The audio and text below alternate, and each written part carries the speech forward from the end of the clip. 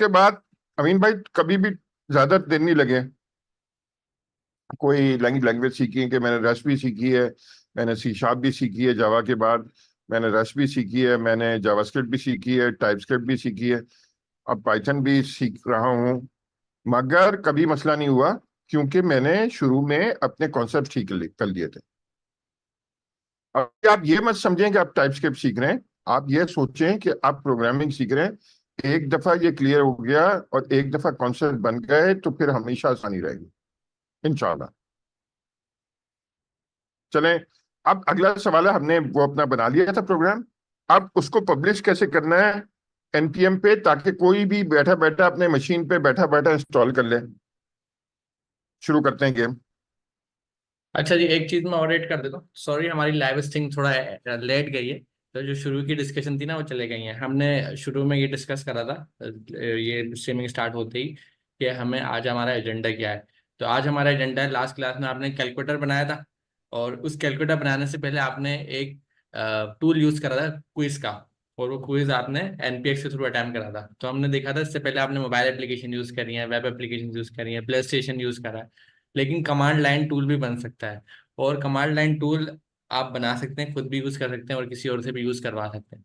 तो जो हमने लास्ट क्लास में कैलकुलेटर बनाया था, आज हमारी कोशिश होगी उस कैलकुलेटर का एक कमांड लाइन टूल बनाए एनपीएक्स का, और वो आपको शेयर करें। इसी तरीके से आप लोग भी कैलकुलेटर बनाएं और उसका एक कमांड लाइन टूल बनाएं, अपने दोस्तों को, अपने रिश्तेदारों को शेयर करें, हमें भी शेयर करें, और कैलकुलेटर चला के देखें। तो हम उसी को कंटिन्यू कर रहे हैं।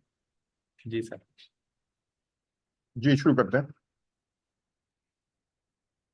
ठीक है। तो मेरी स्क्रीन शेयर हो रही है, शो हो रही है सबको? जी हाँ। चलो, अगेन सबको अस्सलाम वालेकुम। उम्मीद करता हूँ आप सब खैर खैरियत से होंगे। और अच्छा, तो जिस तरह अभी अमीन भाई ने बताया है कि ये वो स्टेप्स थे जो कि हमने लास्ट क्लास में फॉलो किए थे। ऑब्वियसली कि हमने अपनी एक डिज़ायर डायरेक्टरी के अंदर स्विच किया था, उस फोल्डर में मूव किए थे हम। उसके बाद हमने npm से एक प्रोजेक्ट इनिशियलाइज किया था, और इससे मुराद यही था कि हम क्या बोल रहे थे कि हम चाहते हैं कि हमारा प्रोजेक्ट जो है वो मैनेज्ड हो npm के थ्रू, npm इस पूरे प्रोजेक्ट को मैनेज करे। फिर हमने देखा था कि ऑब्वियसली क्योंकि हम टाइप स्क्रिप्ट लैंग्वेज के ऊपर काम कर रहे हैं, तो हमने type script TSC compiler init किया था, जिसकी मदद से अगर मैं साइड बाय साइड आपको दिखाऊं, तो npm इनिट करने की वजह से आपके पास ये पैकेज डॉट जेसन की फाइल क्रिएट हो गई थी, और जब आपने ये सेकंड कमांड रन की थी तो ts config की फाइल आपके पास क्रिएट हो गई थी। फिर हमने इन फाइल्स के अंदर कुछ ट्विकिंग किए थे, बिकॉज हम मॉडर्न टाइम के डेवलपर्स हैं, तो ऑब्वियसली इस कॉन्फ़िग फाइल के अंदर कुछ कॉन्फ़िगरेशन ऐसी थी जो कि बहुत पुरानी थी। इसमें टारगेट सबसे पहली चीज़ थी जो 2016 पे मैप हो रही थी, हमने उसको 2022 पे ईएस के स्टैंडर्ड पे। उसके अलावा मॉड्यूल हमने नोड नेक्स्ट सेलेक्ट किया था, और मॉड्यूल रेजोल्यूशन भी हमने नोड नेक्स्ट ही सेलेक्ट किया था। और जो फाइनल हमने काम किया था वो ये था कि हमने अपने पैकेज डॉट जेसन के अंदर आके इस टाइप की प्रॉपर्टी को ऐड किया था, जिसकी वैल्यू हमने दी थी मॉड्यूल। इससे ये हुआ कि हम आगे जो हमने अपनी एक फ़ाइल क्रिएट की थी जिस पे हमने एक्चुअली कोड किया था, उसके अंदर हम ये इंपोर्ट एक्सपोर्ट वाला सेंटेक्स यूज़ कर सकते हैं। ये वो ESM मॉड्यूल जिसको बोलते हैं, हम वो यूज़ कर सकते हैं। अगेन इस पे आ जाते हैं। फिर उसके बाद हमने कुछ पैकेज इंस्टॉल किए थे जिसमें इंक्वायरर था, और हमारा जो पूरा प्रोजेक्ट था वो उस पर डिपेंडेंट था, इसके ऊपर ही हमने बिल्ड किया था। और फाइनली हमने इसकी टाइप डेफिनेशंस फाइल को भी इंस्टॉल किया था, और हमने ये कोड किया था पूरा, जिसमें हमारे पास एक सिंपल सा कैलकुलेटर था। अब बात आती है कि ऑब्वियसली हमने लिंक्डइन में देखा काफ़ी स्टूडेंट्स ने अपना कैलकुलेटर तो बना दिया, लेकिन इस कैलकुलेटर को कैसे एक्सेसिबल बनाया जाए दूसरों के लिए, कि दूसरे भी अपने कमांड लाइन या फिर अपने टर्मिनल के ऊपर आपके इस कैलकुलेटर को इस्तेमाल कर सकें, इसको यूज़ कर सकें। ठीक है, तो आज हमारा जो एजेंडा है वो यही है कि कैसे इस कैलकुलेटर को एक्सेसिबल बनाया जाए दूसरों के लिए, कि वो भी उसी तरह npx की कमांड को यूज़ करते हुए हमारे कैलकुलेटर को इस्तेमाल कर सकें। डजेंट मैटर कि वो कराची में बैठे हुए हैं या वो किसी भी मुल्क के किसी भी कोने में बैठे हुए हैं, वो हमारे इस कैलकुलेटर को यूज़ कर सकें। अच्छा, इस प्रोसेस को अगर हम इम्प्लीमेंट करेंगे तो आप देखेंगे कि ये बहुत ही सिंपल है।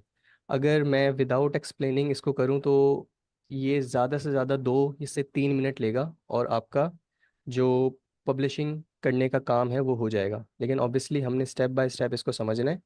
और अगर मैं इन टोटल आपको बताऊं तो there is gonna be 3 steps अगर हम देखेंगे। तो सबसे पहले आपने क्या करना है, सबसे पहले आपने अपनी मेन फाइल के अंदर आना है जिसके अंदर हम कोड कर रहे थे। तो ये आ गई आपके पास index.ts की फाइल।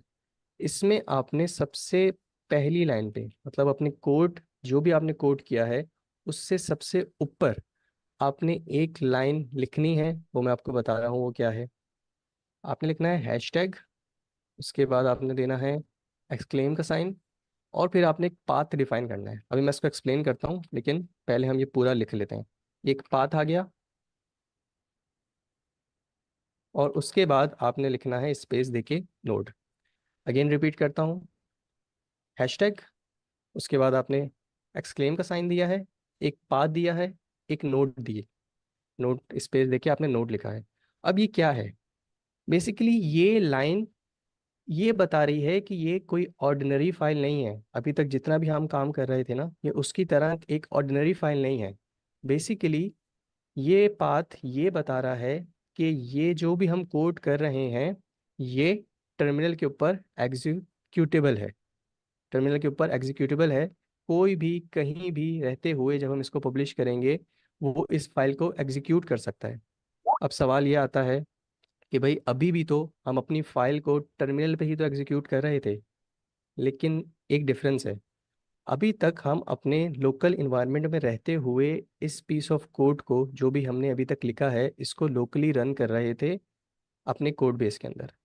लेकिन ये जो लाइन ऑफ कोड है ये बेसिकली ये बता रही है कि आप इस कोड को जो भी आपने लिखा है इस स्क्रिप्ट को पब्लिश कर सकते हैं, और फिर जो भी लोग इसको यूज़ करना चाहेंगे वो npx टूल के थ्रू इसको अपने टर्मिनल, अपने CLI या फिर अपने कमांड प्रॉम्प्ट के ऊपर इसको इस्तेमाल कर सकते हैं। अब इस लाइन को एक स्पेसिफिक जार्गन दिया जाता है, स्पेसिफिक टर्मिनोलॉजी यूज़ होती है इसके लिए, इसको हम बोलते हैं शबैंग। शबैंग इसको क्यों बोलते हैं मैं यहाँ पे लिख भी देता हूँ, SHABANG। अभी शबैंग से मुराद क्या है, आप देख रहे हैं यहाँ पे हैशटैग है, तो हैश टैग से उन्होंने लिया है शाह। और ये जो एक्सक्लेम साइन है ना इसको बैंग भी बोलते हैं। तो इसलिए इस लाइन को हम बोलते हैं शबैंग। अब ये शबैंग करता क्या है और ये फिर ये स्क्रिप्ट की तरह वर्क कैसे करता है, ये होता यह है कि इस लाइन की बेस के ऊपर आपका ऑपरेटिंग सिस्टम डिटरमाइन करता है कि कौन से पाथ के ऊपर किस इंटरप्रेटर को यूज़ करते हुए आपकी इस फाइल को चलाना है। तो बस समझे इस पूरी फाइल में जो हमने काम करना था वो इतना ही था। और मज़े की बात यह है कि अब आप जितनी भी कमांड लाइन टूल्स या फिर ऐसी एग्जीक्यूटेबल फाइल बनाना चाहेंगे, अपने पैकेजेस बनाना चाहेंगे, आपने कुछ नहीं करना, आपने बस अपनी फाइल के अंदर आना है और सबसे ऊपर आप ये पीस ऑफ कोड पेस्ट कर देना है। अब इसको समझ लें या फिर इसको अभी के लिए आप इसको अपने पास कहीं रख लें और इसको एग्जीक्यूट करें वक्त के साथ साथ। जैसे ही आपकी चीज़ें क्लियर होंगी आपको समझ आएगा कि बेसिकली ये कर क्या रहा है। अब यहाँ पे नोड क्या कर रहा है, नोड ऑब्वियसली हम देख रहे हैं कि हम कर तो काम टाइप स्क्रिप्ट के अंदर ही रहे हैं, लेकिन फाइनली जब हम भी अपने कोड को एग्जीक्यूट करते हैं तो पहले हम TSC लिख के अपने पूरे कोड को कंपाइल करते हैं जावा स्क्रिप्ट के अंदर, और फिर जावा स्क्रिप्ट को नोड के थ्रू रन करते हैं। तो बेसिकली यह है कि इस इंटरप्रेटर को यूज़ करते हुए हमारी इस स्क्रिप्ट को रन होना है। तो इस फाइल के लिए बस इतना ही काम था कि आपने सबसे ऊपर आके पहली लाइन के अंदर ये लाइन ऑफ कोड लिख देना है जिसको हम शबैंग बोलते हैं। यहाँ तक किसी का कोई सवाल?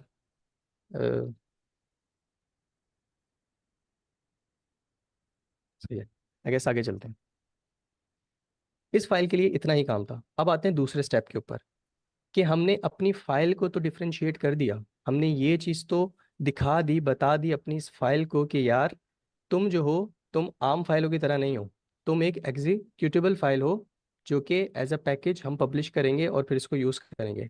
लेकिन अगर आपको याद हो कि ये जो प्रोजेक्ट है ये NPM से इनिशियलाइज्ड हुआ है।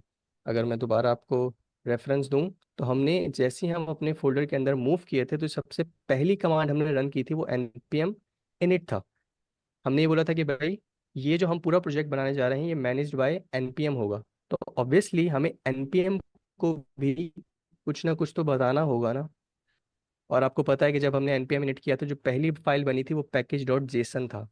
तो अब बेसिकली हमने npm को बताना है कि कौन सी फाइल है जो कि एज अ एग्जीक्यूटेबल हमें रन करानी है या वर्क करानी है। तो उसके लिए भी बहुत सिंपल सी एक प्रॉपर्टी या एक एट्रीब्यूट हमें इस फाइल के अंदर ऐड करना होगा, जिसको बोलते हैं बिन। बिन स्टैंड्स फॉर बाइनरी। यहाँ पे आपने बाइनरी देना है और उस फाइल का पाथ देना है जो आपने एग्जीक्यूट करवानी है टर्मिनल के ऊपर, और वो हमें पता है वो यहीं पे मौजूद है index.js। तो यहाँ पे मैंने कुछ नहीं करना, यहाँ पे मैंने सिंपल लिखना है index.js और यहाँ पे आप कॉमा दे देंगे। तो ये काम था पैकेज डॉट जेसन का। अब कोड लेवल जो भी हमने चेंजेस करने थे वो कंप्लीट हो गए हैं। बस अगेन रिपीट करूंगा, पहला काम आपकी एक्चुअल फाइल है उसमें जाके आपने ये लाइन कोड इंक्लूड करना है जिसको शबैंग बोलते हैं, और दूसरा काम एनपीएम को बताना है कि वो कौन सी फाइल है जो कि बेसिकली एग्जीक्यूट करनी है। यहाँ तक क्लियर? ठीक है। अब आता है थर्ड स्टेप।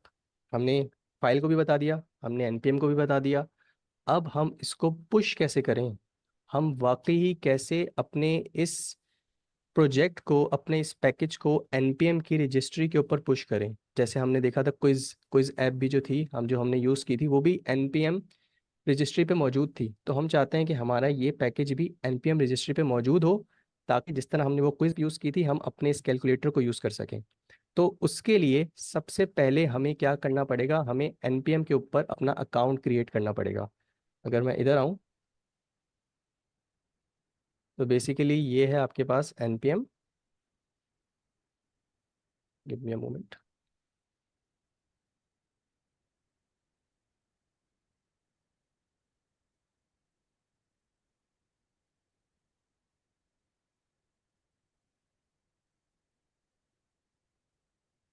ये है npm।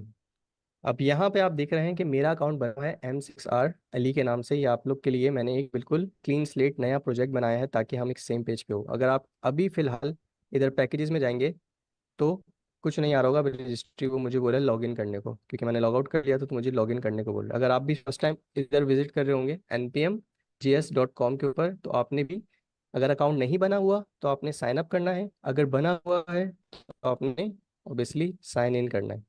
तो अगर आप लोग लैपटॉप के ऊपर हैं तो जल्दी जल्दी ये साथ कर लेते हैं। आप लोग साइन अप कर लें, मेरा अकाउंट बना हुआ है तो ऑब्वियसली मैं साइन इन करूँगा। अब हमने क्या करना है, हमने सबसे पहले तो लॉगिन करना है अपने टर्मिनल के थ्रू। npm पे टर्मिनल के थ्रू हमने लॉगिन करना है। तो उसके लिए ऑब्वियसली हमें पता है कि जब हमने नोड इंस्टॉल किया था तो npm एक टूल है जो कि उसके साथ प्री पैक्ड आया था, ये हमने अलग से इंस्टॉल नहीं किया। जब हमने नोड इंस्टॉल किया था तो npm भी उसके साथ ही आया था। तो हमने करना है npm लॉगिन। ठीक है। जैसे ही आप ये कमांड इंटर करेंगे तो आप देखेंगे ये आपको बोलेगा, ये आएगा press enter to open in a browser. तो इस पॉइंट पे भी आपने इंटर प्रेस करना है तो ये आपको ब्राउजर में ले जाएगा और वहां से फिर ये आपको लॉगिन होने का बोलेगा। यहाँ पे आके इंटर करता हूँ तो आप ये देख सकते हैं तो मुझे रीडायरेक्ट कर दी। मेरा ऑब्वियसली अकाउंट बना है, ये मेरा ईमेल और पासवर्ड आ रहा है, मैं साइन इन करता हूँ। टू फैक्टर वेरिफिकेशन मैंने ऐड की हुई है, तो just give me a moment.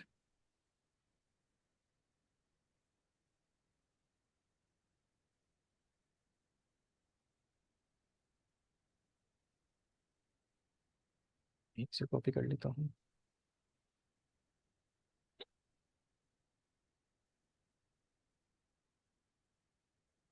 उससे 2 सेकंड के लिए अपनी स्क्रीन जो है ना वो शेयरिंग बंद कर दें और फिर ये उसके बाद बिल्कुल जो ना है देखिए, मैं इसको दूसरी स्क्रीन पे लाता हूँ।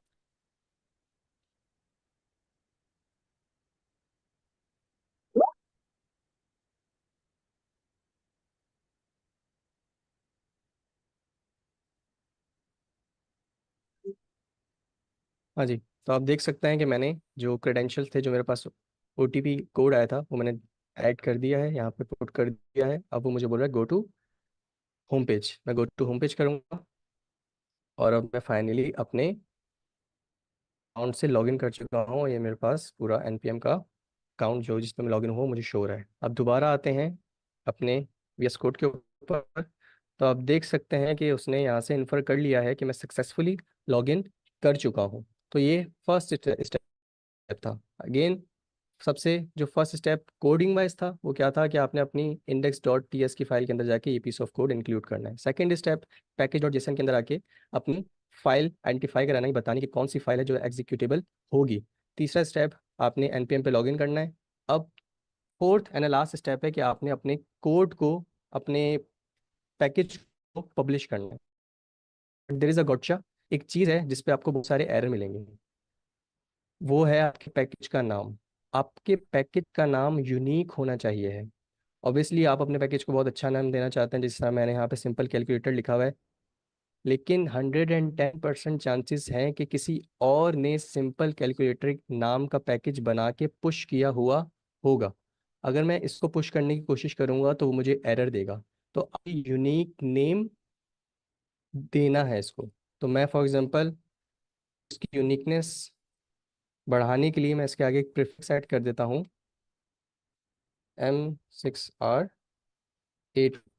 तो अब मुझे पता है कि यार इस तरह का पैकेज अच्छा, का नाम आपकी किसी स्क्रीन का नहीं अचानक होगा चली गई ये। है। एक बार स्टॉप एंड रीशेयर करेंगे। अच्छा, मैं दोबारा कर लेता हूँ। अच्छा, मुझे बताएंगे कि किस पॉइंट पे हुआ था ये। अभी हुआ है बिल्कुल। अच्छा, बस फिर राइट अब। बस मैं अभी कर ठीक है, ठीक आ है। गई ठीक।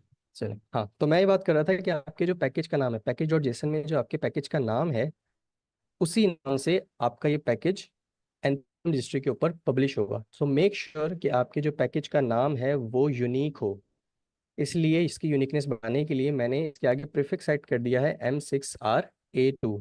लेकिन इससे पहले एक चीज़ देख लेते हैं यहाँ पे आके कि ये मैं अपने अकाउंट से हूँ, और यहाँ पे मेरे पास ड्रॉप डाउन आ रहा है, ये मेरी प्रोफाइल है और पैकेजेस में जाके देखता हूँ पॉइंट पे मेरे पास कोई भी पैकेज मौजूद नहीं है।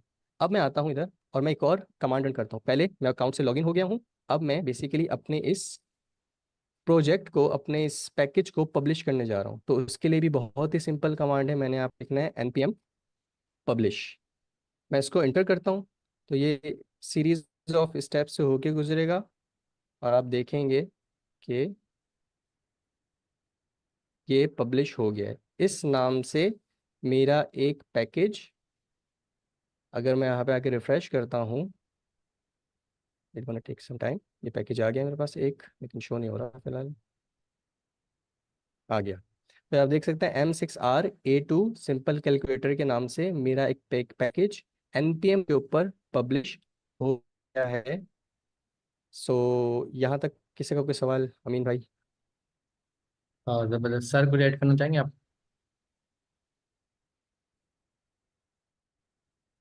देखें, मामला यह है कि हम चाहते हैं, एक तो आप काम कर सकते हैं ना, जिप बना के सबको भेज दें अपनी फाइलें, वो तो बड़ा लेबर काम है, लेबर। आप चाहते हैं वेब को इस्तेमाल करके कहीं रिपॉजिटरी में पोस्ट कर दें, एक एनपीएम जो है, एक समझे डायरेक्टरी है, एक डायरेक्टरी में पोस्ट कर दें और सब लोग उसको वहां से यूज कर लें।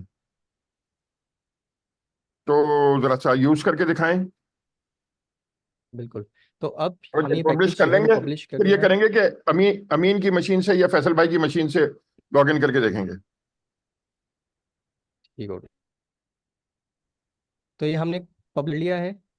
अब ये टाइम है इस्तेमाल करते हैं कि बेसिकली इस पैकेज को इस्तेमाल कैसे करना है, और वाकई ये वर्क कर रहा है इस तरह हमारे पास लोकल मशीन के ऊपर वर्क कर रहा था कि वो हमसे नंबर है, फिर लेता है, फिर हमसे ऑपरेटर पूछता है और उसके बाद कैलकुलेशन करके on the basis of operator हमें रिस्पॉन्ड कर देता है।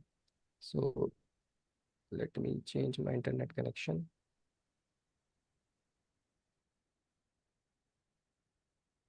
तो जबरदस्त, ये तो हमारा टूल बना दिया हमने एक। ये टूल अभी मुबशिर भाई यूज करेंगे, फिर हम लोग अपने लैपटॉप में भी यूज करके देखते हैं, जो लोग तो हमारे साथ बिल्कुल लाइव कनेक्ट हैं। आप लोग भी मैं इसको ऐसा चेक करता कर हूँ, मैं लीजिए। आपके चैट चैट में ही ना ये शेयर भी कर देता हूँ। तो मैं क्या करता हूँ, मैं एक टर्मिनल ओपन कर लेता हूँ अलग से, ताकि ये चीज़, टर्मिनल शो हो रहा है आप लोगों को? जी हाँ। ठीक है, तो ये मैंने बड़ा कर दिया। और अब बिल्कुल उसी तरह जिस तरह हमने क्विज ऐप यूज़ की थी, तो हमने npx यूज़ करना है। अब ऑब्वियसली एक बार रिपीट भी कर देता हूँ कि npm किस लिए होता है। npm is use to manage and install packages, जिसकी मदद से आपने देखा होगा कि npm से आप अपने प्रोजेक्ट को मैनेज भी कर रहे थे, और उसने आपकी प्रोजेक्ट के अंदर कुछ मेटा डाटा, कुछ इन्फॉर्मेशन भी ऐड की थी। जब आपने पैकेज डॉट जेसन खोली थी तो उसने खुद ही ये तमाम चीज़ें ऐड कर दी थी जो आपके प्रोजेक्ट के रिलेटेड कुछ इन्फॉर्मेशन थी, और इसके साथ साथ आप क्या कर रहे थे, अपने पैकेज को इंस्टॉल भी कर रहे थे, और जो इंस्टॉल्ड पैकेज था वो भी मैनेज हो रहा था इस पैकेज डॉट लॉग की फाइल के अंदर, जिसमें उसके तमाम वर्जन्स, जितने भी आपने पैकेज इंस्टॉल किए थे, वो तमाम चीज़ें मेंटेन हो रही थी। एनपीएक्स क्या करता है, एनपीएक्स बेसिकली पैकेज रनर है, कि विदाउट इंस्टॉलिंग आप डिफरेंट पैकेजेस को रन कर सकते हैं राइट अवे। तो हम अब करके देखते हैं। ये मेरे पास एनपीएक्स मैंने लिख दिया, और अब हम अपने कैलकुलेटर या अपने पैकेज का नाम देते हैं जो कि M6R A2 है, और मैं यहाँ पे इंटर करता हूँ।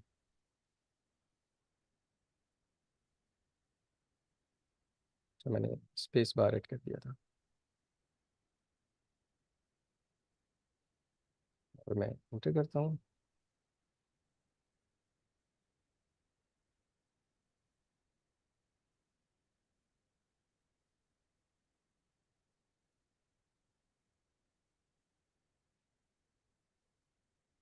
अच्छा अच्छा हो गया। एक मसला हुआ है,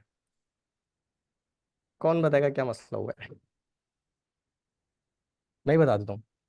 हमने टीएससी के फाइल के अंदर काम तो किया, अपनी जो टीएस फाइल थी उसमें काम तो किया, लेकिन हमने अपनी टाइप स्क्रिप्ट की फाइल को जावास्क्रिप्ट के अंदर कंपाइल नहीं किया। तो ऑब्वियसली जो कोड पुश होना था वो हमारा ये था। और हम क्या करते हैं, हम अपनी पहले तो टीएससी करके अपने तमाम कोड को कंपाइल कर लेते हैं ताकि वो जावास्क्रिप्ट के अंदर कन्वर्ट हो जाए। अब हमारी जावास्क्रिप्ट के अंदर भी ये तमाम चेंजेस रिफ्लेक्ट हो रहे हैं, आप देख सकते हैं। अब हमें कुछ नहीं करना, हमने वही स्टेप दोबारा फॉलो करना है। npm publish, और हमारा कोड, एक चीज़ हमें चेंजेस करनी होगी, वो ये है कि हमें यहाँ से आके वर्जन अपडेट करना होगा। अच्छा, वर्जन अभी हम बड़े डिटेल में समझेंगे। चलो, एक जबरदस्त काम ये हो गया कि जो सबसे कॉमन एरर है इन लोगों के पास एरर है, भी आता हाँ है, स्टूडेंट्स के पास। बिल्कुल। तो ये कॉमन एरर हमारे पास ही आ गया, तो ये लोग बच गए। इनको बिल्कुल। फायदा हो गया। दूसरा ये है कि आपने रीडिप्लॉय करके दोबारा पब्लिश करके इनको वर्जन वाली चीज भी सिखा दी कि वर्जन वर्जन। अभी हम समझेंगे वैसे बाय द वे ना, डिटेल में जी। थोड़ा सा, ताकि आसानी हो जाए।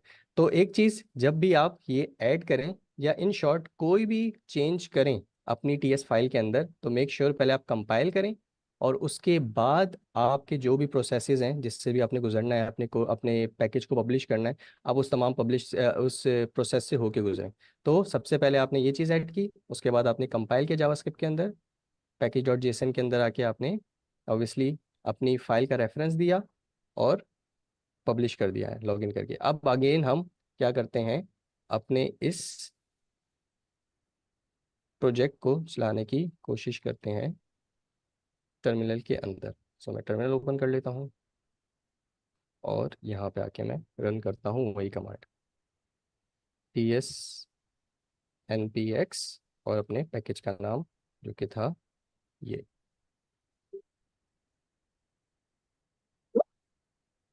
मैं यहाँ पे आके इंटर करता हूँ। अब आप देखेंगे कि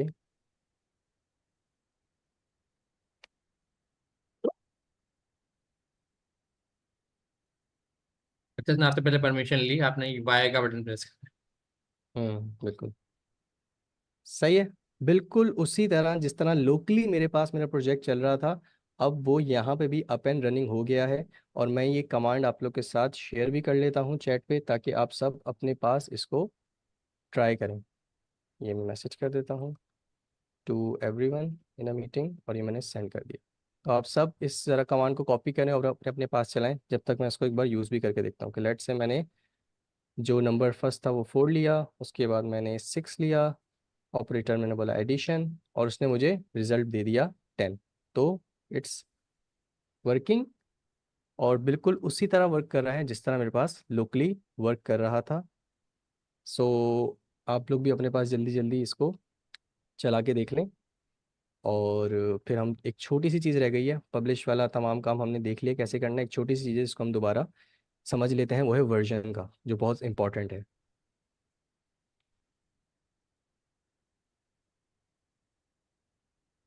सरमीन आगे चलें। जी, मैंने जैसे आपने लाइव स्ट्रीमिंग पे भी, लिंक्डइन पे भी शेयर कर दिया आपका बिल्कुल। टूल का नाम। ओके। सो अब बात ये आती है कि हमने अपना पैकेज बनाया और हमने इसको पब्लिश कर दिया। हमने अपना पैकेज बनाया और अपना पैकेज पब्लिश कर दिया। अब बात ये आती है कि इन फ्यूचर ऑब्वियसली हम अपने इस पैकेज को चेंज भी तो करेंगे, इसके अंदर डिफरेंट चेंजेस भी तो लाएंगे, इसको अपडेट भी तो करेंगे, इसके अंदर और फीचर्स भी तो ऐड करेंगे। तो वो कैसे शिप किए जाएं दोबारा एनपीएम रजिस्ट्री के ऊपर? तो उसके लिए जो भी आपके चेंजेस होंगे, ऑब्वियसली ये मेरी index.ts की फाइल है, मैं इसी में चेंजेस करूंगा। तो एक मिस्टेक मैंने जान की थी, अगर आप देख सकें तो यहाँ पे लिखा है select one of, of double F के साथ है, वो खुल बंद वाला ऑफ आ गया यहाँ पे, तो ये क्या है, एक टाइपो है। बस अभी ये यहाँ ये वाली बात यहाँ तक रखते हैं कि मैंने एक जान के टाइपो रखी हुई है। दूसरी बात आती है यहाँ पे वर्जन्स का। अगर मैं आपको अपने पैकेज के पास लेके जाऊं एनपीएम पे, तो आप देख सकते हैं कि ये मेरे पैकेज का नाम तो आ रहा है, लेकिन इसके साथ साथ इसके वर्जन भी मेंटेन हो रहे हैं। अगर मैं इसको खोलूं,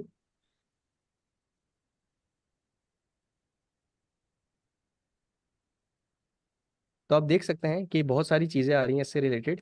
यहाँ पे एक और आपके पास टैब आ रहा है टू वर्जन्स का। टू वर्जन्स क्यों? क्योंकि एक में हमने देखा था, हमने गलती कर दी थी, हमने बगैर कंपाइल किए अपना कोड आगे पुश कर दिया था, तो एक वर्जन तो ये आ रहा है 1.00। लेकिन फिर हमने अपने जो मसला था, जो इशू था, उसको रिजॉल्व करके एक नया वर्जन जो अभी यहाँ पे दिख भी रहा है 1.01, उसके साथ हमने दोबारा पब्लिश किया था, तो वो भी मेंटेन हो रहा है यहाँ पे 1.01। अब ये क्या कन्वेंशन है कि 1.01? ये बेसिकली कन्वेंशन कहलाता है सैम्बर कन्वेंशन, वर्जन्स के लिए सैम्बर कन्वेंशन। अब ये जो पॉइंट है ना, इससे हर डिजिट जो सेपरेट है, बेसिकली ये एक स्टेज को रिप्रेजेंट करता है। क्या मुराद है मेरा, ये जो लास्ट वन है ना, ये आप तब चेंज करते हैं इसको, 1 2 3 इस तरह चेंज करते हैं कि जब आप कोई पैच रिलीज कर रहे होते हैं, या आप कोई फॉर एग्जांपल बहुत माइनर से चेंजेस कर रहे होते हैं, कोई फिक्स कर रहे होते हैं, कोई टाइप ऑफ फिक्स कर रहे होते हैं, जो भी हम करेंगे। जो सेकंड पॉइंट के बाद जो डिजिट है, बेसिकली वो आप तब अपडेट करते हैं, अपडेट से मुराद इसको 1 2 3 आप तब करते हैं जब आप कोई माइनर अपडेट कर रहे होते हैं, जब आप कोई यूज़र एक्सपीरियंस बेहतर कर रहे हैं, फॉर एग्जांपल कोई मैसेज अपडेट कर रहे हैं, इस तरह की छोटी छोटी चीज़ें अगर आप कोई माइनर रिलीज कर रहे हैं, तो आप अपना ये वाला जो डिजिट है इसको इंक्रीमेंट करते हैं बाय 1 बाय 2, जो भी आपको सही लगे। और ये वाला जो डिजिट है, जो फर्स्ट डिजिट है, बेसिकली इसका इंक्रीमेंट होता है जब आप कोई मेजर रिलीज कर रहे होते हैं, आप कोई नई फंक्शनैलिटी ऐड कर रहे होते हैं अपने पैकेज के अंदर। तो आई गेस ये तीन चीज़ें, फर्स्ट डिजिट मेजर रिलीज के लिए, सेकंड डिजिट माइनर रिलीजेस के लिए, थर्ड डिजिट आपके जो पैचेस होते हैं, जो फिक्सेस होते हैं, स्मॉल फिक्सेस जो होते हैं, ठीक है। तो अभी हम देख लेते हैं कि भाई क्या है। तो हम देख सकते हैं यहाँ पे मैंने एक जान के मिस्टेक की है, select one of the operator, और यही स्पेलिंग में अपने यहाँ पैकेज में भी देख सकता हूँ कि आप देख सकते हैं सिलेक्ट वन ऑफ OFF, हालांकि हमें पता है कि OF होना चाहिए था, ऑफ। तो इसको मैं ठीक करता हूँ और मैं दोबारा उसी हायरार्की से होके गुजरता हूँ। अब मैं वो गलती नहीं करूँगा, ऑब्वियसली हम यहाँ पे लिखेंगे TSC, ये कंपाइल हो जाएगा। और अब मैंने पब्लिश करने से पहले, मुझे पता है ये बहुत ही माइनर सा एक टाइपो मैंने फिक्स किया है, तो ये पैच है, इसको हम पैच बोलेंगे, तो मैं इसको 1 की जगह अब 2 कर दूंगा, और अब अगेन मैं बस इसको पब्लिश कर दूंगा। मैं करता हूँ npm पब्लिश।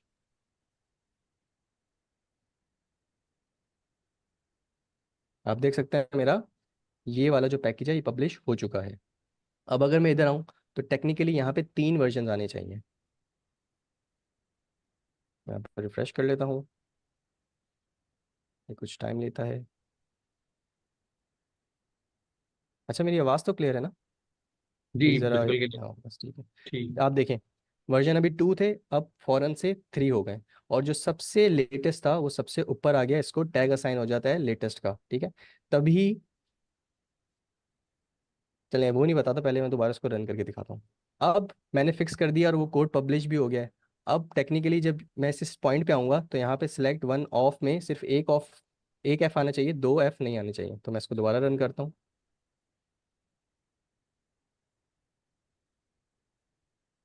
वाई? क्योंकि नया, ऑब्वियसली नया मैंने वर्जन अपडेट किया है। First name 5, second name 8। अब आप देख सकते हैं कि सिलेक्ट वन ऑफ, अब जो मेरा माइनर से जो टाइपो था वो मैंने फिक्स कर दिया, और उसके साथ एक पैच रिलीज जो वर्जन का एक कन्वेंशन है, उसको फॉलो करते हुए मैंने वो रिलीज आगे भेज दिया। अब मैं दोबारा वही करता हूँ, सब्सट्रैक्शन कर लेता हूँ, तो मेरे पास -3 आना चाहिए। तो इसी तरह बस एक लास्ट करते हैं, उसके बाद ये फिनिश। मैंने एक और इंटेंशनल चीज़ की हुई थी ताकि हम मेजर रिलीज भी दिखा सकें। वो हम देख सकते हैं कि यहाँ पे एडिशन, सब्सट्रैक्शन और मल्टीप्लिकेशन, तो यहाँ पे डिवीजन मैंने मिस किया हुआ है, जो कि एज अ एक फुल फ्लैज फीचर है। ठीक है, वो कोई छोटा सा बग फिक्स या पैच नहीं है, वो एक फीचर है जो कि मेरे कैलकुलेटर में ऐड हुआ है। तो यहाँ पे मैं कह सकता हूँ कि यार मैंने यहाँ पे अब मैं डिवीजन भी ऑफर कर रहा हूँ अपने कैलकुलेटर के अंदर। तो यहाँ पे मैंने डिवीजन लिखा, और यहाँ पे ऑब्वियसली कुछ नहीं करना, एक एक और कंडीशन ऐड कर लेनी है डिविजन्स के लिए। तो मैं बोलता हूँ कि अगर मेरे पास जो ऑपरेटर है वो डिवीजन है, तो कुछ नहीं करना, फर्स्ट नेम और last name, not first name last name, first number और लास्ट नंबर को चेंज कर देना। अच्छा, एक और मैंने जान के मिस्टेक की हुई थी, इसको नंबर की जगह मैंने फर्स्ट नंबर, और इसको भी ठीक कर देते हैं अपना, ये भी एक बड़ी मिस्टेक थी, तो इसको भी हर जगह सही कर देते हैं। ठीक है, तो अब हमारे पास एक जो मेजर फिक्स था कि हमने एक नया फीचर रिलीज करना है, वो भी आ गया है। तो अब अगेन इसको टीएससी के थ्रू मैं कंपाइल कर लेता हूँ। और अब क्योंकि ये एक मेजर रिलीज थी, ये कोई माइनर रिलीज नहीं थी, मैंने एक फीचर इंट्रोड्यूस करवाया अपनी एप्लीकेशन या अपने कैलकुलेटर के अंदर, तो मैं अपना जो फर्स्ट डिजिट है उसको +1 करूंगा। ठीक है, हाँ, क्योंकि हो सकता है ये छोटा सा एक फीचर हो, लेकिन हमारी एप्लीकेशन क्योंकि है ही कैलकुलेटर बेस्ड, तो हमारे लिए एक और ऑपरेशन ऐड करना एक बड़ा फीचर कहलाएगा, और हम उसके हिसाब से अपनी मेजर जो डिजिट है उसको 1 का इंक्रीमेंट देंगे।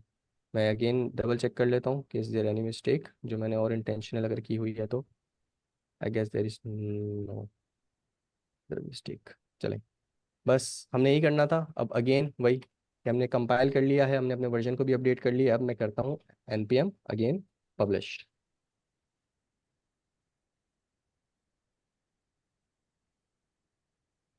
ये भी पब्लिश हो गया है। और अब अगर मैं दोबारा अपने npm रजिस्ट्री पे जाके देखता हूँ, तो मेरे पास एक नया वर्जन आना चाहिए जो कि 2.0.2 होगा। टेक्निकली ये 2.0.0 होना चाहिए था, लेकिन ऑब्वियसली अभी हम टेस्ट कर रहे हैं, तो कोई मसला नहीं है, आप लोग मेंटेन कर लेंगे अपने हिसाब से। तो अब देख सकते हैं एक नया वर्जन आ गया है 2.0.2। अब मैं दोबारा इसको चेक करके देखता हूँ कि मेरे पास डिवीजन की फंक्शनैलिटी आई कि नहीं आई।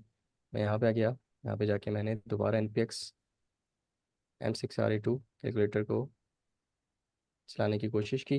दोबारा मेरे पास नया ऑब्वियसली नया वर्जन आया, तो दोबारा पूछेगा प्रोसीड करना है 5/2। तो अब देखें, अब मेरे पास एक और ऑपरेशन आ गया है जो कि डिवीजन का है। मैं बोलता हूँ डिवाइड, तो ऑब्वियसली मेरे पास पॉइंट के अंदर वैल्यू आ जाएगी। ये तमाम आई गेस, अगर मैं इसको या आप इसको फ्लो में लेके चलें, तो ये 2 से 3 मिनट का काम है।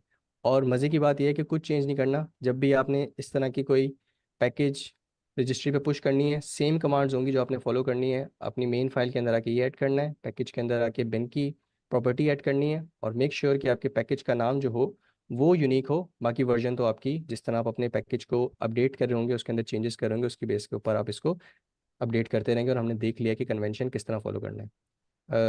जी अमीन भाई। जबरदस्त।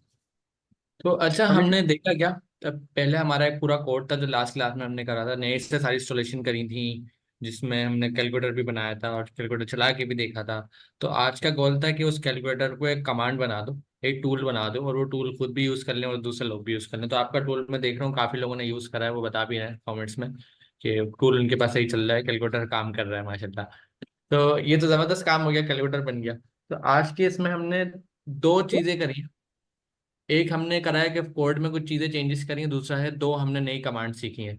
पहला आपने क्या करा, आप अपने कोड में आए सिंपल, और आपने सबसे टॉप के ऊपर एक कुछ लिख दिया जो हैश से आपने स्टार्ट करा, और उसके हम्म। आपने लिखा क्या, पहले हैश है, हैश के बाद एक्सक्लेमेशन का साइन है, फिर स्पेस है, फिर आपने कुछ लिखा है /usr/bin, थोड़ा सा उसको जूम करेंगे, यहाँ पे स्लैश लूँ कर।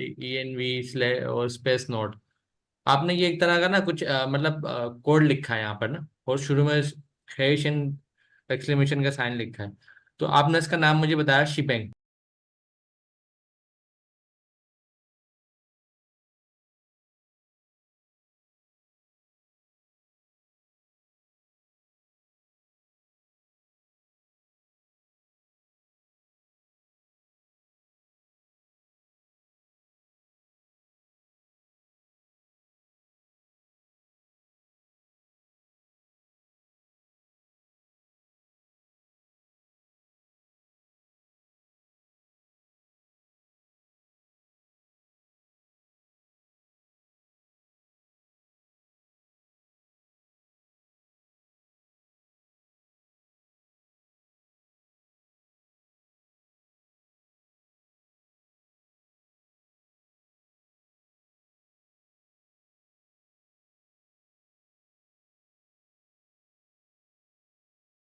दूध में क्या फर्क है, आम मिल्क में क्या फर्क है, आप बोलेंगे बहुत ज्यादा कंपनी क्या फर्क होगा और क्या फर्क होगा, थोड़ा बहुत टेस्ट का। लेकिन फर्क ये है कि जब उसने उसको दुकान पे भेजा तो उसने उसको पैक करा डब्बे में, और डब्बे में पैक करने के बाद उसने उसमें कुछ जाहिर सी बात है केमिकल्स डाले, कुछ चीजें ऐसी डाली ताकि वो एक्सपायर ना हो, उसकी एक एक्सपायरी डेट बनाई। तो वही काम हमने यहाँ करा मिल्क पैक वाला, कि जब हमने अपना कोड उठा के किसी और को दिया, मतलब एनपीएम को दिया, एनपीएम हम हमने लास्ट टाइम सपोज करा था ये एक रजिस्ट्री है, अगर आसान जबान में हमने बोला था ये एक शॉप है, तो हमने जब एनपीएम की शॉप पे दिया तो हमने मिल्क पैक की तरह उसको रैपर में पैक कर दिया। और हमने बता दिया जब भी आपको ये यूज करना हो तो ऊपर एक इसका कवर लगा हुआ, कवर आपने खोलना है और इसको यूज कर लेना है। तो वही काम यहाँ पर हुआ है कि हमने अपने कोड में सबसे टॉप पर एक बाइनरी फाइल बनाने के लिए कमांड लाइन का इंटरफेस दे दिया है कि भाई जब भी ये चले तो ये नोड पे चलेगा। बस इस लाइन का ये कॉन्सेप्ट है, जब भी ये रन होगा तो नोड में रन होगा, और कुछ नहीं है। बिल्कुल। आप ये समझ लें कि आपका एक कोड है, आपने वो कोड जाहिर सी बात है कि कहीं पे देना है आगे, तो आप आगे जहाँ देना है उसको बताएंगे ना कोड क्या करना है, तो आपने यहाँ बता दिया भाई ये कोड नोड पे रन होगा जब भी रन होगा। अब आपको बताने की जरूरत नहीं कभी भी कि ये नोड पे रन होगा, क्योंकि एक बार कोड में बता दिया बात खत्म हो गई है। अब जो भी यूज करेगा ना उसको ये टेंशन नहीं है कि भाई ये कोड मुझे नोड में यूज करना है, क्योंकि ये काम मुबशिर भाई ने ऑलरेडी कर दिया। तो दूसरा मुबशिर भाई ने काम करा, एक लाइन तो चले कोड में एड हो गई, बाकी कोड तो नीचे वाला सिमिलर है जो लास्ट क्लास में हमने पढ़ा था। दूसरी आप आ गए पैकेट डॉट जेसन पे। आपने क्या करा, आपने कहा कि प्रॉब्लम ये थी, जब लास्ट टाइम हमने क्लास में डिस्कस करा था कि हमारी पैकेट डॉट जेसन की जो फाइल है वो एक इंस्ट्रक्शंस फाइल है। इंस्ट्रक्शंस फाइल से मुराद है कि अगर मेरे पास मैंने बाइक खरीदी तो बाइक का एक बुकलेट आया, उसने बताया कि इस बाइक को इस्तेमाल कैसे करना है, इसमें क्या क्या लगाना है क्या नहीं लगाना, तो ये इस तरह का बुकलेट था उसका। तो जाहिर सी बात है जब हमारी फाइल, पहले हम मिल्क बेच रहे थे खुला वाला, अब हम बेच रहे हैं मिल्क पैक, पैक करने के बाद उसको डब्बे में पैक करके भेज रहे हैं, तो हमें इसकी इंस्ट्रक्शंस में भी बताना होगा कि इसका कवर बटन कहाँ लगा हुआ है, मतलब कहाँ पे इसका कवर लगा हुआ है। क्योंकि आप कोई भी देखा है ना, आपने कोई रैपर कोई चीज खरीदते हैं रैपर वाली, तो उस पर लिखा होता है ना यहाँ से इसको कट करना है। हाँ, केयर आप करने के लिए चॉकलेट भी बताया खरीदते जाता हैं तो उस पर लिखा होता है कहाँ से इसको कट, केचप आपके बर्गर वाले के पास जाते हैं तो केचप के ऊपर एक छोटा सा निशान होता है, वहां से उसको खींच के और उसको इन तरह से ओपन कर देते हैं, फाड़ देते हैं उसको, ताकि आप उसको इस्तेमाल कर सकें। तो यहाँ पर भी ना उन्होंने बताया कि जब भी ये मिल्क पैक का डब्बा ओपन होगा तो ये इंडेक्स डॉट जेएस की फाइल है ये चलेगी। जिस तरीके से हमने डिस्कस करा था केचप को हमने फाड़ के यूज करना तो उस पर कट लगा होता है, तो ये समझ लें वो कट है, इसने ये बता दिया कि जिसकी बाइनरी डायरेक्टरी है वो इंडेक्स डॉट जेएस है, और इंडेक्स डॉट जेएस वही वाली डायरेक्टरी है जो कंपाइल होने के बाद बन रही है टीएस से। क्योंकि हमने कहा था हमारी मेन जो फाइल है ना वो है जावास्क्रिप्ट, टाइपस्क्रिप्ट नहीं है। टाइपस्क्रिप्ट सिर्फ है डेवलपर की लैंग्वेज। डेवलपर की लैंग्वेज से मुराद ये है, हमने लास्ट क्लास में एक और चीज़ डिस्कस करी थी कि एक मजदूर है, उस मजदूर को जब हम काम करवा रहे हैं तो हम उसको कुछ इंस्ट्रक्शंस दे रहे हैं कि भाई इस इंस्ट्रक्शंस को फॉलो करते हुए आपने काम करना है ताकि काम में गलती ना हो। तो टाइपस्क्रिप्ट ना वो मजदूर की लैंग्वेज है, तो वो काम करके चले जाता है, घर बन जाता है, तो वो घर जो नजर आ रहा होता है वो जावास्क्रिप्ट का आ रहा होता है आपको। तो मुबशिर भाई ने भी काम टाइप स्क्रिप्ट पे करा, लेकिन उसके बाद मुबशिर भाई ने कंपाइल करने के बाद उसकी टीएस बना दी, मतलब टाइप स्क्रिप्ट बना दी, तो जाहिर ओ सॉरी जावास्क्रिप्ट बना दी। काम टाइप स्क्रिप्ट पे करा, कंपाइल करने के बाद जावास्क्रिप्ट बना दी। तो उसी जावास्क्रिप्ट की फाइल को हमने यहाँ डिफाइन करा है कि जब भी आप इस मिल्क पैक को ओपन करेंगे तो उसके ऊपर कवर है, यहाँ से आपने ओपन करना है, यहाँ से यूज करना है। तो दो काम हुए। पहला काम टीएस के अंदर हमने शीबैंग यूज करा, शीबैंग का मतलब उस फाइल को एग्जीक्यूटेबल बनाया, मतलब एक खुले हुए दूध को पैक करा पैकेट में। दूसरा हमने काम ये करा कि इसकी पैकेट डॉट जेसन में आगे बिन की फाइल बता दी कि बिन की फाइल इंडेक्स डॉट जेएस है, मतलब हमने ये बता दिया कि इस केचप को या दूध को कहाँ से ओपन करना है इस्तेमाल करने के लिए। दो चीजें हमने यहाँ बताई हैं। फिर तीसरी चीज हमने ये बताई है, तीसरी हम थोड़ा सा आगे बढ़े, हम कमांड पर आए। कमांड पे हमने सबसे पहले काम क्या करा, हमने एनपीएम पे एक अकाउंट बनाया। तो एनपीएम का एक बार दिखाएंगे ब्राउजर पे, ये रहा। तो जिस तरीके से आप बाकी अपने गूगल पे इंटरनेट पे चीजें यूज करते आ रहे हैं, हर जगह जाके आप कोई ना कोई अकाउंट क्रिएट करते हैं ना, तो इसी तरीके से कि एनपीएम हमने क्या कहा था, एनपीएम एक ऐसी शॉप है जिसके पास नोड जेएस की दुनिया की सारी मतलब मोस्टली डिपेंडेंसीज रखी हुई है, मतलब पैकेजेस रखे हैं। तो वो पैकेजेस लास्ट क्लास में हमने इंक्वायरर का यूज करा था किसी और का, इस बार हमने अपना पैकेज बना के रखा है। हमने कहा हम भी तो कुछ रखवाएं अपना बना के, हम भी डेवलपर है, जाहिर सी बात है। तो वो जो एनपीएम है ना, एनपीएम के पास तो दुनिया के हजारों लोग हैं, तो जाहिर सी बात है उसने तरीकेकार ये यूज करा हुआ है कि जो भी आएगा अपना अकाउंट बनाएगा, ताकि पता तो लग सके ना ये मुबशिर भाई कौन है और मैं कौन हूँ, सर कौन है। तो डिफरेंशिएट तो जब ये होगा ना जब सबके अकाउंट होंगे, फेसबुक पे भी ये सबके अकाउंट अलग अलग होते हैं, नाम आ रहे होते हैं। तो एनपीएम पे एक अकाउंट इस तरह आपने कर लिया, एक काम और हो गया। फिर आपने ये करना है कि आपका कमांड जो है जिस पर आप सारे कोड कर रहे हैं, उसको क्या पता है कि आपका अकाउंट कौन सा है? इसको तो नहीं मालूम ना कि मुबशिर भाई का कौन सा अकाउंट है। हो सकता है मुबशिर भाई के 2 अकाउंट हो, 3 हो, या हो ही ना। तो जब मुबशिर भाई ने यहाँ पर npm स्पेस लॉगिन लिखा, अब हम क्योंकि डेवलपर है ना, हम सारा काम कमांड से करते हैं। पहले हम जाके सब चीजें ब्राउजर पे करते थे, हमारे पास अच्छा सा बटन आ रहा होता था, ब्लू कलर का, रेड कलर का। अब हम कमांड से करते हैं। ब्राउजर पे हमें आसानी होती थी, माउस से सारा काम हो जाता था। कमांड में लिखना पड़ता है चीज़ों को। तो यहाँ पर सबसे पहले इन्होंने चीज़ ये करी, जो एनपीएम का अकाउंट बनाया था उसको यहाँ लॉगिन करवाया कमांड में। जब उन्होंने एनपीएम लॉगिन करके इंटर करा तो उसने खुद ही ब्राउजर का इनको पॉपअप दे दिया, ब्राउजर पे गए, लॉगिन वगैरह करके आ गए। तो इन शॉर्ट इसका काम ये था, इसने वैलिडेशन कर ली, हाँ भाई एक मुबशिर भाई का अकाउंट है और मुझे अब मालूम, मेरे पास लॉगिन हो गया। अब दूसरा काम क्या था? दूसरा काम ये था कि जो हमने मिल्क पैक के डब्बे बनाए थे, अब उसको हमें गोदाम पे या शॉप पर भेजना है, फ्रेट के थ्रू, किसी भी मतलब ट्रांसपोर्टेशन के थ्रू भेजना है, ताकि वो वहां पर चला के बेच तो सके। अभी तो फैक्ट्री है ना, हमारी फैक्ट्री में मेरा सामान रखा हुआ, अभी दुकान पे नहीं गया है।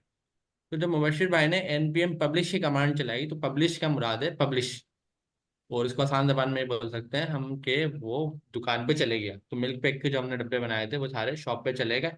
अब वो शॉप से ना इजीली शॉप वाला उसको जितने चाहे लोगों को बेचे। फिर हमने वही एनपीएक्स जब हमने उसको पब्लिश करा तो उसके हमारे पास का नाम आ गया, नाम ये वाला आया जो हमने प्रोजेक्ट का नाम रखा हुआ है। बस एक ख्याल हो, नाम यूनिक हो। उसकी रीजन प्रॉब्लम ये है कि दुनिया में हजारों लोगों की प्रोडक्ट है, सब नाम कॉपी नहीं कर सकते ना भाई, कॉपीराइट आ जाएगा तो अगला करने नहीं देगा। मैं किसी और का नाम कॉपी थोड़ी कर सकता हूँ। मैं अगर चॉकलेट बनाऊं, मैं डेली मिल्क नाम थोड़ी रख सकता हूँ। हाँ, डेली मिल्क 2 रख लूँ तो मैं बात अलग है। तो यहाँ पर नाम यूनिक होना चाहिए, तो यूनिक नाम है, तो यही नाम हमारा पब्लिश हो गया। अब जब भी हमने एनपीएक्स और ये कमांड को लिखा, एंटर करा, तो उसने कुछ इंस्ट्रक्शन है उसकी, यस और नो, एक्स वाई जेड, वो खाली फॉलो करनी, थोड़ा सा इंटरनेट चाहिए होता है उसके लिए। उसके बाद हमने 2+2 करवाया, जो भी कैलकुलेटर के फंक्शन थे वो करवाए, वो सारे हो गए। तो हमें क्या समझ में आया कि हमने अपना टूल बनाकर एनपीएम पे रख दिया। 2 चीजें, 2 बार 2 फाइलों में चेंज करा, एक इंडेक्स डॉट टीएस में, एक पैकेट डॉट जेसन में। दूसरा हमने काम ये करा, 2 कमांड चलाई, एक एनपीएम लॉगिन की और एक एनपीएम पब्लिश की। तो ये दोनों कमांड चलाने से हमें फायदा ये हो गया कि हमारा टूल अब सबके पास एक्सेस हो रहा है और सब लोग यूज कर सकते हैं। अब ये लोग भी अपना टूल बना के हमें दे सकते हैं। तो मुबशिर भाई, ये इसमें कुछ आप ऐड करेंगे या सही बताया मैंने? नहीं, बिल्कुल ये समझे, आपको पूरा समराइज कर दिया आज का पूरा जो भी हमने अभी तक चीज़ें फॉलो की हैं, इंडेक्स से लेके पब्लिश करने तक, और इसमें जितने भी कन्वेंशंस थे कि नेमिंग कन्वेंशंस और तमाम चीज़ें, वो आई गेस हमने सब कवर कर लिया है। इसको बहुत ही आप लोग इजी लें। ऑब्वियसली अगर आप लोग इसको बहुत ही उस तरह सोचेंगे, टेक्निकली सोचेंगे, तो हो सकता है मुश्किल हो जाए। बहुत सिंपल लेके चलें। ये नहीं समझ आ रहा है क्या है, कोई मसला नहीं है, बस आपने यही वाली यार कमांड हर फाइल पे चलानी है। अच्छा जी यार, सर। अब ये ना अ, हमने ये तो सीख लिया कि एक्सिक्यूटिबल कैसे शेयर करते हैं, लोग कैसे इस्तेमाल करते हैं। मगर हमारा ये पहला प्रोजेक्ट है, तो ये करते हैं कि आप ये सीखते हैं कि कोड कोड भी हम ये वाला कोड ना सबसे शेयर करते हैं, और ये कोड गिटहब के थ्रू शेयर करते हैं। हम्म। मैं तो गिटहब डेस्कटॉप इस्तेमाल करता हूँ, क्योंकि बहुत ही आसान है, बच्चों वाला खेल है।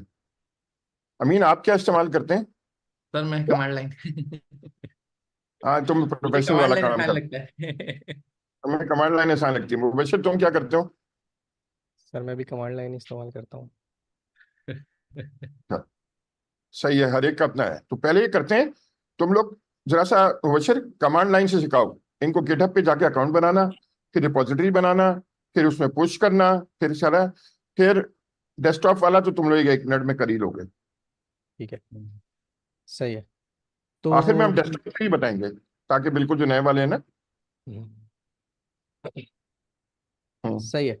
तो जिस तरह सर ने बताया कि चलें, हमने अपना एंड प्रोडक्ट तो सबके साथ शेयर कर लिया। जो हमने प्रोजेक्ट बनाया था, जो कैलकुलेटर बनाया था, उसे एग्जीक्यूटेबल बना के उसको पब्लिश करके हमने एंड प्रोडक्ट तो शेयर कर दिया कि लोग उसको कैलकुलेटर को यूज़ कर सकें। लेकिन लेट सपोज अगर किसी को इंटरेस्ट है कोड बेस के अंदर कि भाई ये मैंने कैसे बनाया है, तो वो हम कैसे किसी के साथ शेयर करें, कैसे एक्सेसिबल बनाएं सबके लिए। तो उसके लिए हमारे पास ऑब्वियसली एक प्लेटफॉर्म है गिटहब। अगर मैं जाऊँ गिटहब के ऊपर और लेट मी गो github.com, इसके लिए एक वर्ड यूज़ होता है कि ये रिमोट रिपॉजिटरी है, कि आप अपने कोड को क्लाउड पे रख सकते हैं, सेव कर सकते हैं, और ऑब्वियसली हर रिपॉजिटरी, हर फोल्डर के अगेंस्ट, हर कोड बेस के अगेंस्ट आपको यूआरएल मिलता है। और फिर वो आप यूआरएल किसी के साथ भी शेयर कर सकते हैं ताकि वो आपके कोड बेस को देख सके। अब जो आपका प्रोजेक्ट होता है या आपका जो रिपॉजिटरी होती है वो या तो पब्लिक होती है या फिर प्राइवेट होती है। पब्लिक होती है तो सब देख सकते हैं, प्राइवेट होती है तो ऑब्वियसली वो पब्लिकली एक्सेसिबल नहीं होती। सो हम यही करते हैं कि मैं ऑब्वियसली अपने, मेरा गिटहब का अकाउंट बना हुआ है, अगर आप लोग का नहीं बना हुआ तो आप लोग गिटहब पे जाके अकाउंट बना दें, बहुत सिंपल है। जिस तरह आप डिफरेंट और प्लेटफॉर्म्स के ऊपर अपना अकाउंट बनाते हैं बिल्कुल उसी तरह बनाते हैं। तो ये आ गई मेरी प्रोफाइल, ठीक है, जिसमें मेरा नाम और जितने भी मैंने प्रोजेक्ट्स के ऊपर काम किए हैं तमाम चीज़ें फ़िलहाल मेरे पास शो हो रही हैं। अब हमने एक नया प्रोजेक्ट बनाना है, एक नया फोल्डर बनाना है। आप लोग के पास यहाँ रिपॉजिटरीज के अंदर 0 आ रहा होगा, मेरे पास 110 आ रहा है, ठीक है। तो ये थोड़े से चेंजेस होंगे, बाकी सब यही होगा। तो अब हम क्या करते हैं, हम अपने कैलकुलेटर को या कैलकुलेटर के अपने कोड को हम पुश करने की कोशिश करते हैं इस गिटहब, इस प्लेटफॉर्म के ऊपर, ताकि सबको हमारा कोड बेस भी एक्सेसिबल हो। मैं यहाँ पे आके न्यू करता हूँ, अगेन स्टेप फॉलो कर लेते हैं। मैंने क्या करना है, मैं अपनी गया प्रोफाइल के ऊपर, जो सबसे सिंपल स्टेप है, और उसके बाद मैं गया रिपॉजिटरीज के अंदर, और यहाँ पे आपके पास ये न्यू का बटन आ रहा होता है, ठीक है। आपने न्यू पे गए, आप यहाँ पे आपने अपनी रिपॉजिटरी का नाम देना है। अच्छा, इसमें अच्छी बात यह है कि ये ग्लोबली यूनिक नहीं होना चाहिए, ये आपके अकाउंट लेवल इस प्रोजेक्ट का नाम यूनिक होना चाहिए। फॉर एग्जांपल, अगर मुबशिर इम्तियाज़ जो मेरा अकाउंट है, इसमें पहली अगर कोई सिंपल कैलकुलेटर बना हुआ है तो मैं दोबारा सिंपल कैलकुलेटर नहीं बना सकता। इसमें ये नहीं है कि इन जनरल के सब अकाउंट्स में इस नाम का नहीं होना चाहिए, ऐसा नहीं, बस मेरे अकाउंट में ये नेम यूनिक होना चाहिए। तो यहाँ पे मैं बोल देता हूँ कि भाई सिंपल कैलकुलेटर, वो नीचे वैलिडेट भी कर रहा होता है कि ये मौजूद है कि नहीं है। तो सिंपल कैलकुलेटर मेरे पास अवेलेबल है, मैं इसको यूज़ कर सकता हूँ। अब दूसरी बात, आप डिस्क्रिप्शन दे सकते हैं, it's all up to you, अगर आप देना चाहें तो। फॉर एग्जांपल मैं आप छोटी सी डिस्क्रिप्शन देता हूँ कि भाई this is a simple calculator, ठीक है। अब इसकी एक्सेसिबिलिटी, कि ये सबके लिए अवेलेबल होना चाहिए या सिर्फ कुछ स्पेसिफिक लोगों के लिए, अगर आपकी ऑर्गेनाइजेशन है, अगर आपकी ऑर्गेनाइजेशन नहीं है तो सिर्फ आपके लिए ही अवेलेबल हो, तो मैंने ये सबके लिए अवेलेबल करना है, ठीक है। बाकी और भी इसमें कुछ चीज़ें, अभी हम इन चीज़ों में नहीं पढ़ते कि भाई कैसे आप इनिशियलाइज कर सकते हैं गिट रिपॉजिटरी के अंदर एक रीडमी फाइल, या फिर गिट इग्नोर क्या होता है, लाइसेंस क्या, लाइसेंसिंग क्या होती है, अभी हम उसमें नहीं आते, ठीक है। बस मैं क्या करता हूँ, इन तमाम कॉन्फ़िगरेशंस के साथ, इन तमाम सेटिंग्स के साथ अपना रिपॉजिटरी को क्रिएट कर देता हूँ। बिल्कुल सही है, मेरी रिपॉजिटरी बन चुकी है, आप देख सकते हैं। सिंपल कैलकुलेटर एक पब्लिक डायरेक्टरी या एक पब्लिक रिपो, रिपो बोलते हैं इसको, रिपॉजिटरी को, रिपो बन चुकी है। और ये कुछ सेट ऑफ कमांड्स हैं जो उसने मुझे बोला है कि आप अपने लोकल कोड बेस के अंदर जाके ऐड करें। तो फिर क्या होगा, आपका लोकल कोड बेस और ये गिट की रिमोट रिपो लिंक हो जाएगी। इससे मदद क्या होगी, इससे फ़ायदा क्या होगा, फिर मैं आराम से अपना कोड, जिस तरह अभी मैं लॉगिन होने के बाद npm पे अपना कोड npm रिपॉजिटरी के ऊपर पुश कर रहा था, उसी तरह अब मैं जब ये कमांड्स में तमाम एग्जीक्यूट कर लूँगा अपने प्रोजेक्ट के अंदर, फिर ये होगा कि मैं अपने कोड को भी इस रिपो के अंदर पुश कर सकता हूँ। लेकिन फ़र्क बस ये होगा कि वो पैकेज एंड रिजल्ट जो हमारा था वो पब्लिश हो रहा था, यहाँ पे हमारा कोड बेस जा रहा होगा। यहाँ तक किसी को कुछ ऐड करना है, किसी ने? जबरदस्त काम हो गया। पहले आपने एनपीएम पे एक अकाउंट बनाया था, उसी तरह आपने कहा है गिटहब पे अकाउंट बनाना है, तो दोनों चीजें बिल्कुल। सिमिलर है। उसके बाद Exactly. आपने एक एडिशनल काम ये करा है, जिस तरीके से हम क्या करते थे, जब हम कोई भी कोड कर रहे थे ना, हम फोल्डर बनाते थे। तो आप हमने गिटहब पे भी आके ना, समझ लें एक तरह का रिपोजिटरी बनाई है। रिपोजिटरी मतलब जहाँ पर हम अपना सारा कोड रखेंगे। फोल्डर में भी हम ये करते थे, फोल्डर बनाते थे, उसमें सारा कोड रखते थे, समझ लें इन केस ऑफ फोल्डर। यहाँ पे एक रिपोजिटरी बनाई है। जब हमने रिपोजिटरी बनाई तो उसने दो तीन सवाल पूछे, नाम पूछा, थोड़ी सी डिस्क्रिप्शन पूछ ली, बस जो जो सवाल के जवाब नॉर्मल होते हैं एक फोल्डर बनाते हुए भी, वही नाम से यहाँ दे दिए। जब बनाए तो वो कंप्लीट बन गया, सारा काम हो गया। अब उसने ये बताया इस रिपोजिटरी को यूज कैसे करना है, तो ये इंस्ट्रक्शन लिखी हुई है उसने। अच्छा, इस इंस्ट्रक्शन के शुरू में एक लिखा हुआ है GIT, गिट। तो इसका मतलब ये कोई टूल है जिसको हमें इंस्टॉल भी करना होगा। जी सर। ठीक है, तो ऑब्वियसली अब गिटहब तो एक रिमोट हमारे पास रिपो है जहाँ पे हम अपना कोड होस्ट कर सकते हैं ताकि हम लोगों के साथ शेयर कर सकें। लेकिन अब लोकली भी तो कोई ऐसा एजेंट हमारे पास मौजूद होना चाहिए है, जो कि बेसिकली जानता हो कि वाकई ही कैसे हमें अपना जो लोकल कोड है वो इस गिटहब के ऊपर पुश करना है। तो वो आता है ये गिट। ये गिट भी आपको लोकली इंस्टॉल करना पड़ेगा। ये गिट इंस्टॉल करने से फिर आप क्या कर सकते हैं, अपने पूरे कोड की वर्जन मैनेजमेंट कर सकते हैं, अपने पूरे कोड का ट्रैक रख सकते हैं, और इसी की मदद से आप अपने कोड को गिटहब के ऊपर पुश कर सकते हैं। सो अब इसको इंस्टॉल कैसे करना है, वो बहुत सिंपल है। आप इसको गूगल कीजिए, कर लीजिएगा, आपके पास डिफरेंट कमांड्स आ जाएंगी, या आपके साथ लिंक शेयर कर दिया जाएगा कि गिट कैसे इंस्टॉल करना है। आई गेस अमीन भाई अभी के लिए सही है। अभी के नहीं है। अच्छा, जैसे उनको इतना बता दें कि अपना कोड ना पुश कर सकें, बस इतना कर दें, शॉर्ट में ही रखें। हम्म। गिट नहीं आई इंस्टॉल कर गेस लेते हैं, और गिटहब का डेस्कटॉप सर ने जो बताया था, गिटहब डेस्कटॉप वो इंस्टॉल कर लेते हैं, दो चीज़ ठीक, इंस्टॉल कर लेते ठीक है, सही है। तो मैं आता हूँ अपने दोबारा कोड पे। गिट मेरे पास पहले ही प्री इंस्टॉल्ड है, आप लोग को इंस्टॉल करना पड़ेगा। ठीक है, किस तरह? बिल्कुल उसी तरह जिस तरह आपने टाइप स्क्रिप्ट इंस्टॉल की थी, जिस तरह आपने डिफरेंट और टूल इंस्टॉल किए थे, इसी तरह गिट भी आप इंस्टॉल कर सकते हैं अगर आप कमांड लाइन प्रेफर करते हैं। अगर आप कमांड लाइन प्रेफर नहीं करते तो और भी टूल हैं जिसकी मदद से आप ये काम कर सकते हैं। वो कौन सा है? वो है गिटहब डेस्कटॉप। तो यहाँ पे अगर आप ऊपर हैं। हैं तो आपके ऑप्शन पास हमारे एक पास बहुत हैं। बस ऑप्शन से बिल्कुल। मुराद है हमारे पास VS कोड के थ्रू भी पुश होता है। ऐसा लेकिन ही है। सर क्या करें, VS कोड वाला पुश करें या गिटहब डेस्कटॉप वाला करें या कमांड लाइन वाला?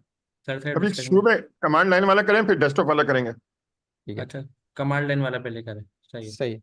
तो अब हम क्या करते हैं, हम स्टार्ट करते हैं इन तमाम इंस्ट्रक्शंस के साथ जो इन्होंने हमें बताई है कि हमने किस तरह बेसिकली अपने प्रोजेक्ट के अंदर इस रिमोट रिपो को इंटीग्रेट करना है या इसको मैप करना है, ताकि हम अपने कोड को इस रिपो में, जो सिंपल कैलकुलेटर की रिपो बनी है, इसमें पुश कर सकें, या फोल्डर बना है इसमें पुश कर सकें। तो यहाँ पे इसने मुझे बताया हुआ है, दो ऑप्शन बताए हुए हैं कि या तो आप एक नई रिपो बनाएं कमांड लाइन के ऊपर, या अगर पहली एग्जिस्टिंग है तो आप क्या करें, ये वाली कमांड यूज़ करें। तो हमारे पास पहली फोल्डर बना हुआ है, ऐसा ही है, तो हम ये वाली कमांड्स फॉलो करेंगे, और हमने कोड भी पहले किया हुआ है। तो ये दोनों स्टेप्स में से आप फॉलो करेंगे कि आपका यूज़ केस क्या है। आपका या तो ये वाला यूज़ केस हो सकता है, या फिर ये वाला यूज़ केस होता है। मैं ये वाला फॉलो कर रहूँगा क्योंकि मेरे पास पहले ही प्रोजेक्ट इनिशियलाइज्ड है और उसके अंदर कोड बेस तमाम चीज़ें हुई हुई हैं। और अब इसको स्टार्ट करते हैं। तो सबसे पहले मैं आता हूँ।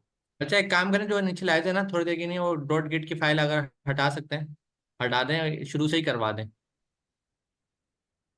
आप रिपीट करें। आपके पास जो इनिशियलाइज है ना, आप उसको थोड़ी देर के लिए डिलीट कर दें, दोबारा से करवा दें, ताकि इन चलें फिर हम लोगों फ्रॉम को स्क्रैच करते हैं, 1 मिनट मैं कर लेता हूँ। डॉट गिट आ रही होगी ना आपके पास, वो हिडन में, वो डिलीट कर दें तो हिस्ट्री चली जाती है। चलें, हाँ ऐसे कर लें, ये भी सही है। हो जाएगा, मसला नहीं हो तो अभी करना चाहें तो यहाँ से भी हो जाएगा। अच्छा चलें, अब ये तो अभी step sir by Mubashir step क्या कर रहे हमने। हैं, जो यहाँ इंस्ट्रक्शन लिखी हुई है sir, Mubashir one by one इसको फॉलो करते हुए जा रहे हैं, पहली वाली। आपके पास दोनों ऑप्शन थे, लेकिन सर पहली वाली इसलिए कर रहे हैं ताकि आप लोगों को भी ये वाला जवाब मिल जाए कि कैसे होता है। मैंने कुछ नहीं किया, यहाँ पे जो पहली कमांड थी इसको कॉपी किया, और अपनी कमांड लाइन पे इसी ही फोल्डर के अंदर जिसको मैं चाहता हूँ, जिसका कोड मैं चाहता हूँ मैं गिटहब के ऊपर पुश करूँ, ये इसका ख्याल रखिएगा, आप किसी और फोल्डर में मौजूद ना हो, आप इसी फोल्डर में मौजूद हो जहाँ पे आपका कोड मौजूद है। यहाँ पे आके सबसे पहली मैं कमांड लिखता हूँ, जैसे ही मैं कमांड लिखूंगा आप देखिएगा यहाँ पे एक नई फाइल ऐड होगी। ये देखें। अब ये थोड़ी कमांड लाइन स्पेसिफिक एक कमांड है। इसका मकसद क्या होता है कि ये जो कंटेंट है या ये जो टेक्स्ट है, ये इस फाइल में ऐड कर दो। अब बनी हुई होती है तो उसमें अपेंड हो जाता है, अगर नहीं बनी हुई होती तो ये इसको क्रिएट कर देता है। तो एक एको, आपका जो भी टेक्स्ट था ये इस फाइल में ऐड कर दो। तो आप देख सकते हैं readme file on the fly बन गई है, और उसके अंदर यही टेक्स्ट सिंपल ऐड हो चुका है। ठीक है, तो ये बहुत सिंपल है, इसमें कुछ रॉकेट साइंस नहीं है, कमांड लाइन की हुआ है। अब मैंने अपनी लोकल रिपो को, जो मेरे फोल्डर में, ये चीज़ जहाँ पे मैं खड़ा हुआ हूँ, जो मेरा फोल्डर है जो मेरे लोकल सिस्टम पे मौजूद है, मैंने इसमें गिट इनिशियलाइज करना है। वेरी सिमिलर टू जैसे हमने npm इनिशियलाइज किया था, जैसे हमने tsc इनिशियलाइज किया था, लेकिन सबके स्पेसिफिक यूज़ केस थे। यहाँ पे गिट का यूज़ केस क्या है कि हमने अपनी लोकल रिपो के कोड को गिटहब के ऊपर पुश करना है। तो यहाँ पे मैं गिट इनिट कर लेता हूँ। उसने क्या बोला है, इनिशियलाइज्ड एम्प्टी गिट रिपॉजिटरी, एक रिपॉजिटरी जो थी वो एम्प्टी यहाँ पे इनिशियलाइज हो चुकी है। अब आगे चलते हैं अगले स्टेप के ऊपर, git add readme dot file.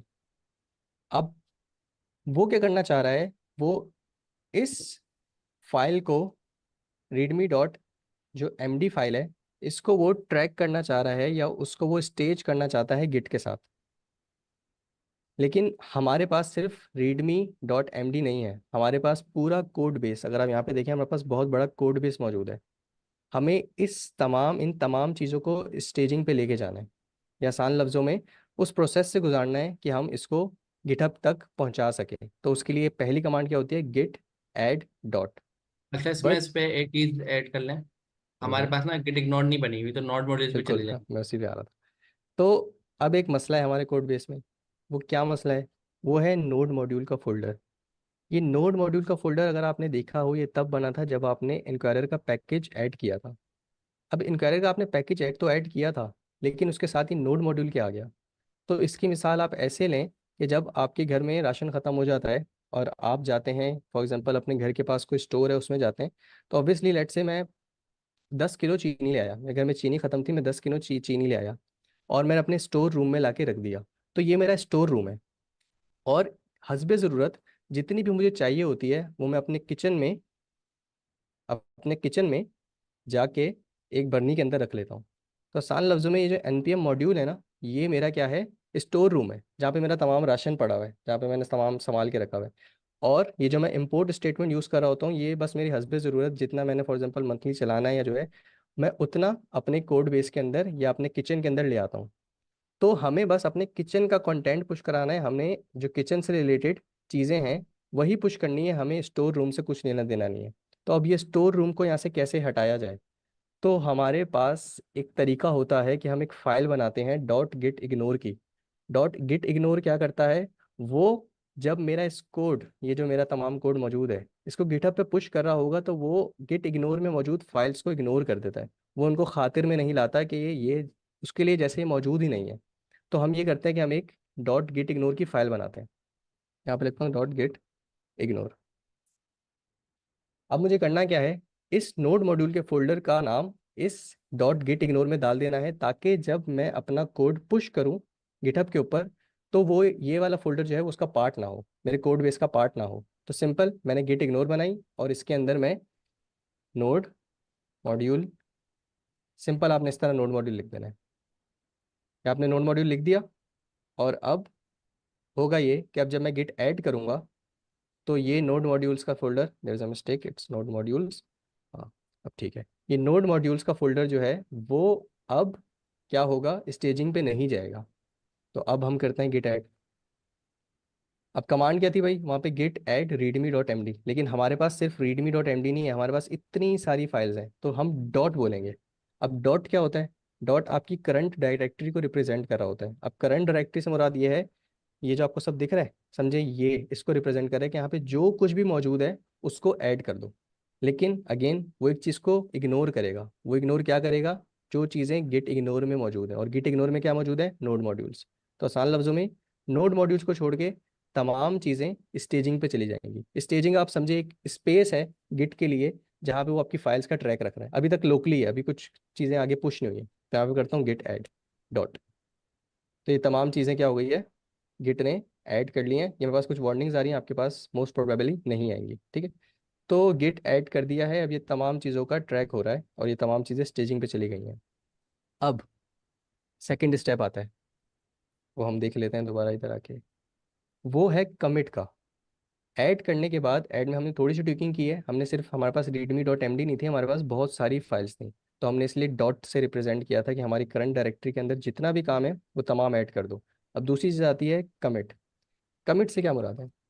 Commit से ये मुराद है कि मैंने इस पॉइंट ऑफ टाइम पे जितने भी चेंजेस किए हैं, मैं उसको कुछ शॉर्ट सी डिस्क्रिप्शन दे दूं। मेरे से इससे मुराद क्या है? कि फॉर जिस तरह हमने सैम्बर वर्जन्स देखे थे, हम क्या कर रहे थे? वर्जन्स मेंटेन कर रहे थे, 1.0.0, 1.0.1, 1.0.2। इससे क्या हो रहा था? ट्रैकिंग हो रही थी कि यार हाँ, 0.1 के अंदर ये काम हुए थे, 0.2 के अंदर ये काम हुए थे, 0.3 के अंदर ये काम हुए थे। लेकिन वो एनपीएम का कन्वेंशन था। गिट का कन्वेंशन क्या है? गिट बोलता है कि आप अपने करंट चेंजेस के साथ एक मैसेज टैग कर दें, ताकि जब भी कोई आपके कोड बेस से गुजर रहा हो गिटहब पे, तो उसको पता चल जाए कि हाँ यार, ये जो कोड पुश हुआ था इसमें ये चेंजेस हुए थे। अब मैं बता देता हूँ कैसे। फॉर एग्जांपल मैं बोलूँ इस पॉइंट पे मैंने क्या किया है? Push my calculator to GitHub. ठीक है, तो मैंने क्या किया है, मैंने इस जो भी मैंने चेंजेस किए हैं इस पॉइंट तक, मैंने उसके साथ एक मैसेज टैग कर दिया है, ताकि इन फ्यूचर अगर मैं गिटहब देखूं और अपने तमाम चेंजेस देख रहा हूँ कि यार मैंने क्या क्या किया था, तो ये मुझे मैसेज दिख जाए और मुझे याद आ जाए कि हाँ यार, जब मैंने ये वाला इस टाइम पे पुश किया था तो बेसिकली मैं कर क्या रहा था, तो मैं कर ये रहा था कि मैंने फर्स्ट टाइम अपना कोड पुश किया था गिटहब के ऊपर। तो ये मैंने अब कमिट एक दे दिया, गिट कमिट, और -m से मुराद होती है मैसेज, और ये आपने अपना मैसेज दे दिया कि आप क्या मैसेज देना चाहते हैं स्ट्रिंग्स के अंदर। It's all up to you, single quote भी दे सकते हैं और डबल कोट्स भी दे सकते हैं। मैं इंटर करता हूँ, तो ये तमाम चीज़ें क्या हुआ है, अब कमिट हो चुकी हैं। और अब फाइनल स्टेप है, वो हम जाके देखते हैं वो क्या है, वो पुश करना है। वैसे तो जैसे ही आप कमिट करते हैं तो आप पुश करते हैं, लेकिन अभी हमारे पास दो स्टेप और हैं। दो स्टेप क्या हैं कि हमें इस रिमोट रिपो को एसोसिएट करना है अपनी लोकल रिपो के साथ। रिपो से मुराद दिया फोल्डर कह लें आप। अपने इस रिमोट या फिर अपने होस्टेड फोल्डर को मैप करना है, एसोसिएट करना है अपने लोकल फोल्डर के साथ। तो उसके लिए सबसे पहले तो मैं एक ब्रांच में जाऊंगा। अब ब्रांच क्या होती है भाई, ये भी समझ लेते हैं। ब्रांच बेसिकली फर्क करने का तरीका है। फॉर एग्जाम्पल, कोड बेस के ऊपर अमीन भाई भी काम कर रहे होंगे, मैं भी काम कर रहा हूँगा, ABC भी काम कर रहा होगा, BCD भी काम कर रहा होगा। जब आप ऑब्वियसली ऑर्गेनाइजेशंस में काम कर रहे हो तो आप अकेले किसी प्रोजेक्ट पे काम नहीं कर रहे होते, डिफरेंट लोग होते हैं जो उस प्रोजेक्ट के ऊपर काम कर रहे होते हैं। तो उनको डिफ्रेंशिएट कैसे किया जाए, तो वो इस तरह किया जाता है कि हर बंदे को एक ब्रांच दे दी जाती है कि भाई फॉर एग्जांपल अमीन भाई काम कर रहे हैं तो इनकी ब्रांच बन गई डेव डैश अमीन। एग्जांपल, मुबशिर काम कर रहा है तो मुबशिर की एक ब्रांच बन गई डेव डैश मुबशिर। इसी तरह ABC अगर इस प्रोजेक्ट पे काम कर रहा है तो उसकी ब्रांच बन गई ABC। अभी हम इसको जनरलाइज लेके चलते हैं, जनरल वे में लेके चलते हैं, और हम अपनी ब्रांच का नाम दे देते हैं मेन। कि भाई मेन बंदा, अब ये आसान लफ्जों में, मेन एक बंदा है जो कि हमारे प्रोजेक्ट के ऊपर काम कर रहा है। तो यहाँ पे मैंने क्या कर दिया, एक ब्रांच क्रिएट कर दी है जिसका नाम है मेन। मैं एंटर करता हूँ, तो मेरे पास क्या हुआ है, एक ब्रांच क्रिएट हो गई है जिसका नाम है मेन। अब सेकेंड स्टेप ऑब्वियसली जो सबसे इंपॉर्टेंट है, कि आप अपनी इस गिटहब के फोल्डर को अपने लोकल फोल्डर के साथ कनेक्ट करना चाहते हैं, लिंक करना चाहते हैं। तो उसके लिए ये फिफ्थ कमांड है कि रिमोट ऐड ओरिजिन, और अपने पूरे गिटहब का आपने URL दे दिया। मैं इसको एंटर करता हूँ, ये भी हो गया। अब फाइनली आपके पास लास्ट कमांड है कि आपने अपने कोड को पुश करना है। उसके लिए आपके पास ये लास्ट कमांड है, नाम से ही दिख रहा है कि भाई गिट पुश, जिस तरह npm पब्लिश था, ये गिट पे हम पुश कर रहे हैं तो गिट पुश ओरिजिन और मेन। अब मैं इस पर इंटर करता हूँ। ओरिजिन मेन से मुराद क्या है कि वो ब्रांच जो अभी हमने बनाई है ये उसी में पुश करो। ये मैंने, ऑब्वियसली मेरे पास ऑथेंटिकेशन है तो मैं इसको पासवर्ड दे देता हूँ, आप लोग के पास नहीं आएगा। ये तमाम कोड मेरा पुश हो चुका है। अब जब मैं इधर ही आके अपना ब्राउज़र रिफ़्रेश करूँगा तो आप देख सकते हैं मेरे पास मेरा तमाम कोड आ गया। मेरी गेट इग्नोर की फ़ाइल, मेरे पास रीडमी की फ़ाइल, index.js, index.ts, package.log, आसान लफ्ज़ों में जो भी यहाँ पे मौजूद था एक्सेप्ट नोड मॉड्यूल्स, वो तमाम चीज़ें आपको यहाँ पे दिख सकती हैं। अब अगर किसी को मेरे कोड बेस में भी इंटरेस्ट था तो वो इस URL पे जाके, मैं ये भी आप लोगों के साथ शेयर कर लेता हूँ ताकि आप लोग आराम से देखें।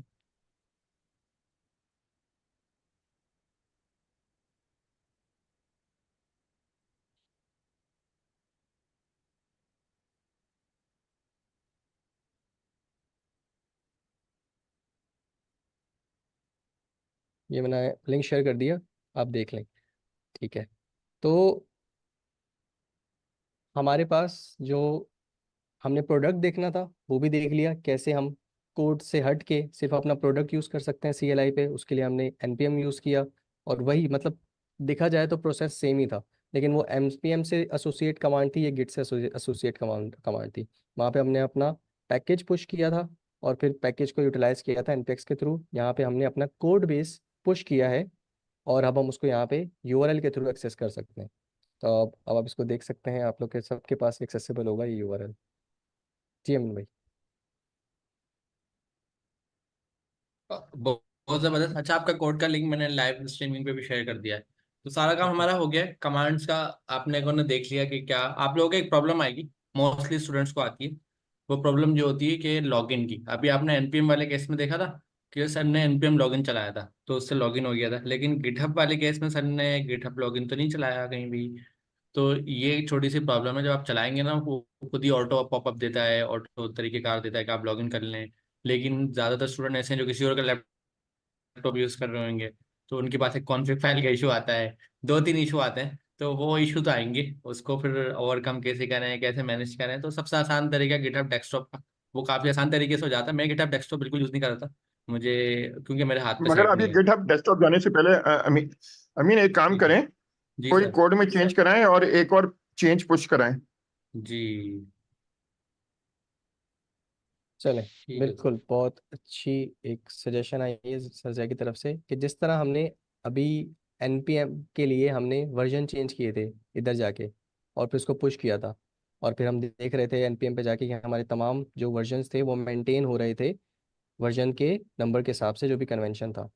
अब बात आती है कि भाई गिटहब पे ये चीज़ कैसे हो, तो वो देख लेते हैं। अभी मैं दोबारा इसको थोड़ा जूम आउट करता हूँ ताकि मेरे लिए थोड़ा इजी हो।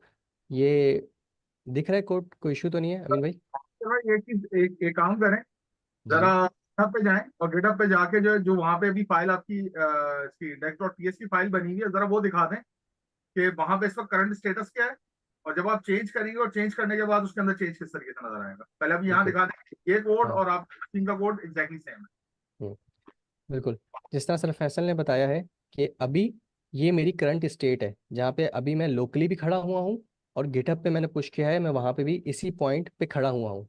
आप बिल्कुल मैच भी कर सकते हैं, ये कोड बिल्कुल वही है जो कि मेरे पास लोकली मौजूद होगा। अगर मैं देखूँ तो ये लाइन नंबर 26 पे खत्म हो रहा है और लाइन नंबर 1 पे शुरू हो रहा है। ऑब्वियसली ऐसे ही है, यहाँ पे मैं भी देख लेता हूँ कि मेरा कोड कहाँ पे जाके एंड हो रहा है, लाइन नंबर 26 पे, और 1 पे स्टार्ट हुआ था, और कोड इटसेल्फ भी बिल्कुल सेम टू सेम है। अब मैं कुछ इसमें चेंजेस कर लेता हूँ। चेंजेस से मुराद है मैं इसमें कुछ बहुत ही माइनर से चेंज करता हूँ। फॉर एग्जांपल मैं यहाँ पे आके बोल देता हूँ कि भाई inter your first number, inter your second number. ठीक है, दोबारा मैं गिटहब पे अगर दिखाऊं तो यहाँ पे क्या लिखा हुआ है, inter first number, inter second number, कहीं योर का कॉन्सेप्ट नहीं मौजूद। और थोड़े लाइंस में भी ट्विकिंग करते हैं, लाइन भी यहाँ पे चेंज कर देते हैं। फॉर एग्जांपल मैं यहाँ पे एक्सप्लिसिट वे में जाके कुछ कंसोल कर देता हूँ, मैं बोल देता हूँ कि भाई द एंड। सही है, तो यहाँ पे लाइंस ऑफ कोड भी बढ़ गए, कोड में एक्चुअली हमने चेंजेस कर दिए हैं, और लाइंस ऑफ कोड भी बढ़ गए हैं देखने के लिए बस। अब हुआ क्या है, मैंने फाइल के अंदर चेंज किया है, अब इसको कैसे गिटहब पे भेजूं? तो फर्स्ट जो स्टेप था, जो इंट्रोड्यूस कराने का स्टेप था, जो अभी तक हमने फॉलो किया है, वो रिलेटिवली मुश्किल था। जब आपने एक बार वो तमाम स्टेप्स फॉलो कर लिए, उसके बाद तो बहुत आसान है। उसके बाद समझे आपने टोटल 3 कमांड्स ही चलानी है। आपने ऐड करना है, आपने कमिट करना है, और आपने पुश करना है। इनिशियली ऑब्वियसली क्योंकि आप फर्स्ट टाइम लिंक कर रहे होते हैं, कनेक्ट कर रहे होते हैं गिटहब को अपने लोकल फोल्डर के साथ, तो उसके लिए जिस तरह हमने देखा था कि बहुत सारी कमांड्स थी वो फॉलो करनी पड़ती हैं। लेकिन एक बार जब आपने ये काम कर लिया और उसके बाद फर्दर आपने अपने कोड के अंदर चेंजेस किए, उसको गिटहब पे भेजने चाहा आप लोगों ने, तो वो बहुत आसान होता है। देख लेते हैं। सबसे पहले वही कि आप क्या करते हैं, git add dot. I guess इस पॉइंट पे हम डॉट ही लेके चलें, वरना कंफ्यूजिंग होगा, लोग डिफरेंट फाइल्स के अंदर चेंजेस करेंगे और फिर बोलेंगे कि भाई एक ही फाइल गई है उस तरह। तो आप लोग भी इस पॉइंट पे अभी यही प्रैक्टिस बनाएं कि आप डॉट, डॉट से क्या होगा कि आपके सोर्स कोड के अंदर जितनी फाइल्स के अंदर भी चेंजेस होंगे वो तमाम ऐड हो जाएंगे, गिट उसका ट्रैक कर लेगा आपके चेंजेस को। ठीक है, यहाँ पे मैंने कर दिया गेट ऐड डॉट। अब गिट कमिट, वही बात कि मैंने अब दोबारा कुछ चेंजेस किए हैं, इन चेंजेस को किसी मैसेज के साथ मैंने टैग करना है, ताकि इन फ्यूचर जब मैं देखूं कि यार इस पॉइंट ऑफ टाइम पे मैंने क्या चेंज किए थे, तो सबसे पहले तो इस मैसेज से ही, मैसेज मीनिंगफुल होना चाहिए, इस मैसेज से ही मुझे आइडिया हो जाए कि हाँ यार मैंने ये किया था। सो लेट्स से मैं कमिट करता हूँ, और मैं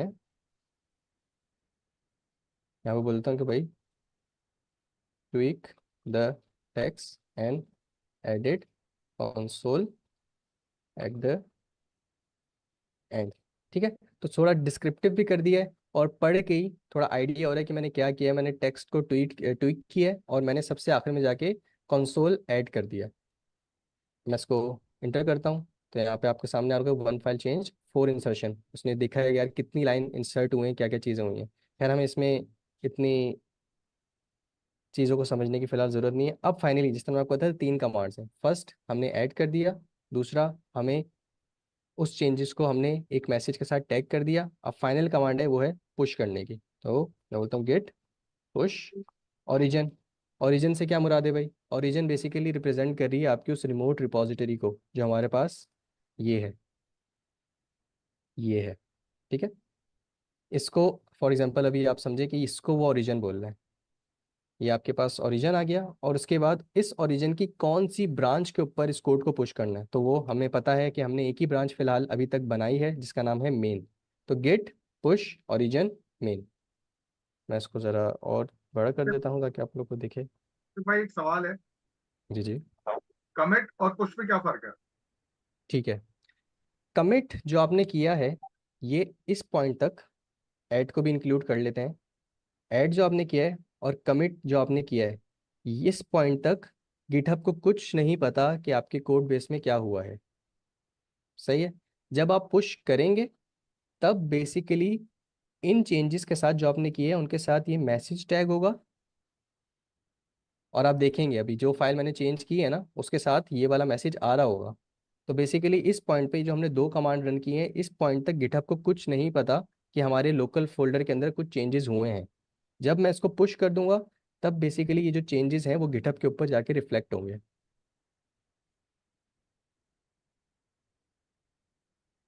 ठीक है, आगे चलते हैं। तो अब मैं गिट पुश ओरिजिन मेन करने जा रहा हूँ। इससे क्या होगा, मेरे ओरिजिन या फिर मेरी जो रिमोट रिपो है उसके उसकी इस ब्रांच में, मेन ब्रांच पे, ये भी मैं आपको दिखा देता हूँ कि मेरा तमाम कोड एक ब्रांच के अंदर होल्ड हो रहा होगा। वो आप देख सकते हैं। अगर मैं पीछे जाऊँ तो आप देख सकते हैं एक ब्रांच बनी हुई है मेन। यहाँ पे आपकी तमाम ब्रांचेस लिस्ट हो रही होती हैं। हमारे पास इस पॉइंट पे सिर्फ एक ही ब्रांच है जिसका नाम मेन है और वही हमारी डिफ़ॉल्ट है। तो ये प्रोजेक्ट है हमारा, ये हमारी ब्रांच है और ये पूरा कोड है जो इसमें अभी स्टोर है या फिर इसमें होल्ड है। तो खैर अब आगे चलते हैं। यहाँ पे जाके मैं गिट पुश ओरिजिन मेन करता हूँ। मैंने इंटर किया, ये मुझसे कोड मांगेगा, आप लोग से नहीं मांगेगा शायद। और मेरा कोड सारा चला गया। अब इस स्टेट को देख लें। हर फाइल के आगे क्या लिखा हुआ है, push my calculator to GitHub, push my calculator to GitHub. हर लाइन फर्स्ट से लेकर लास्ट जो फाइल है उस सब के साथ यही मैसेज टैग है, जो कि मेरा पहला मैसेज था या पहला कमिट था जो मैंने किया था। जैसे ही मैं पेज रिफ्रेश करता हूँ तो आप देख सकते हैं कि सारी फाइल्स के साथ अभी भी push my calculator to GitHub ही आ रहा है, लेकिन एक फाइल जिसके अंदर मैंने अभी लेटेस्ट चेंजेस किए हैं उसके साथ क्या कमेंट आ रहा है, जो अभी मैंने किया है कि tweak the text and edit console at the end. क्योंकि उसने खुद ही इस चीज़ को इन्फर कर लिया कि हाँ यार ये वो फाइल थी जिसमें इस पॉइंट पे 2 मिनट्स अगो, बाकी सबके आगे आप ये भी दिख रहा है कि आपके 12 मिनट्स अगो आ रहे हैं, इसमें 2 मिनट्स अगो एक और चेंज पुश किया गया है और उसका मैसेज क्या था, वो ये मैसेज था। अब जो सर फैसल ने बताया था कि अब ज़रा चेंजेस देखते हैं हम कि वाकई ही जो मेरे पास अब लोकल चेंजेस हैं अपडेटेड, कि यहाँ पे कंसोल दी एंड आ रहा है और यहाँ पे मैंने मैसेज के अंदर जो कुछ टेकिंग की है वो दिखेगी कि नहीं। मैं अपने index.ts की फाइल खोलता हूँ।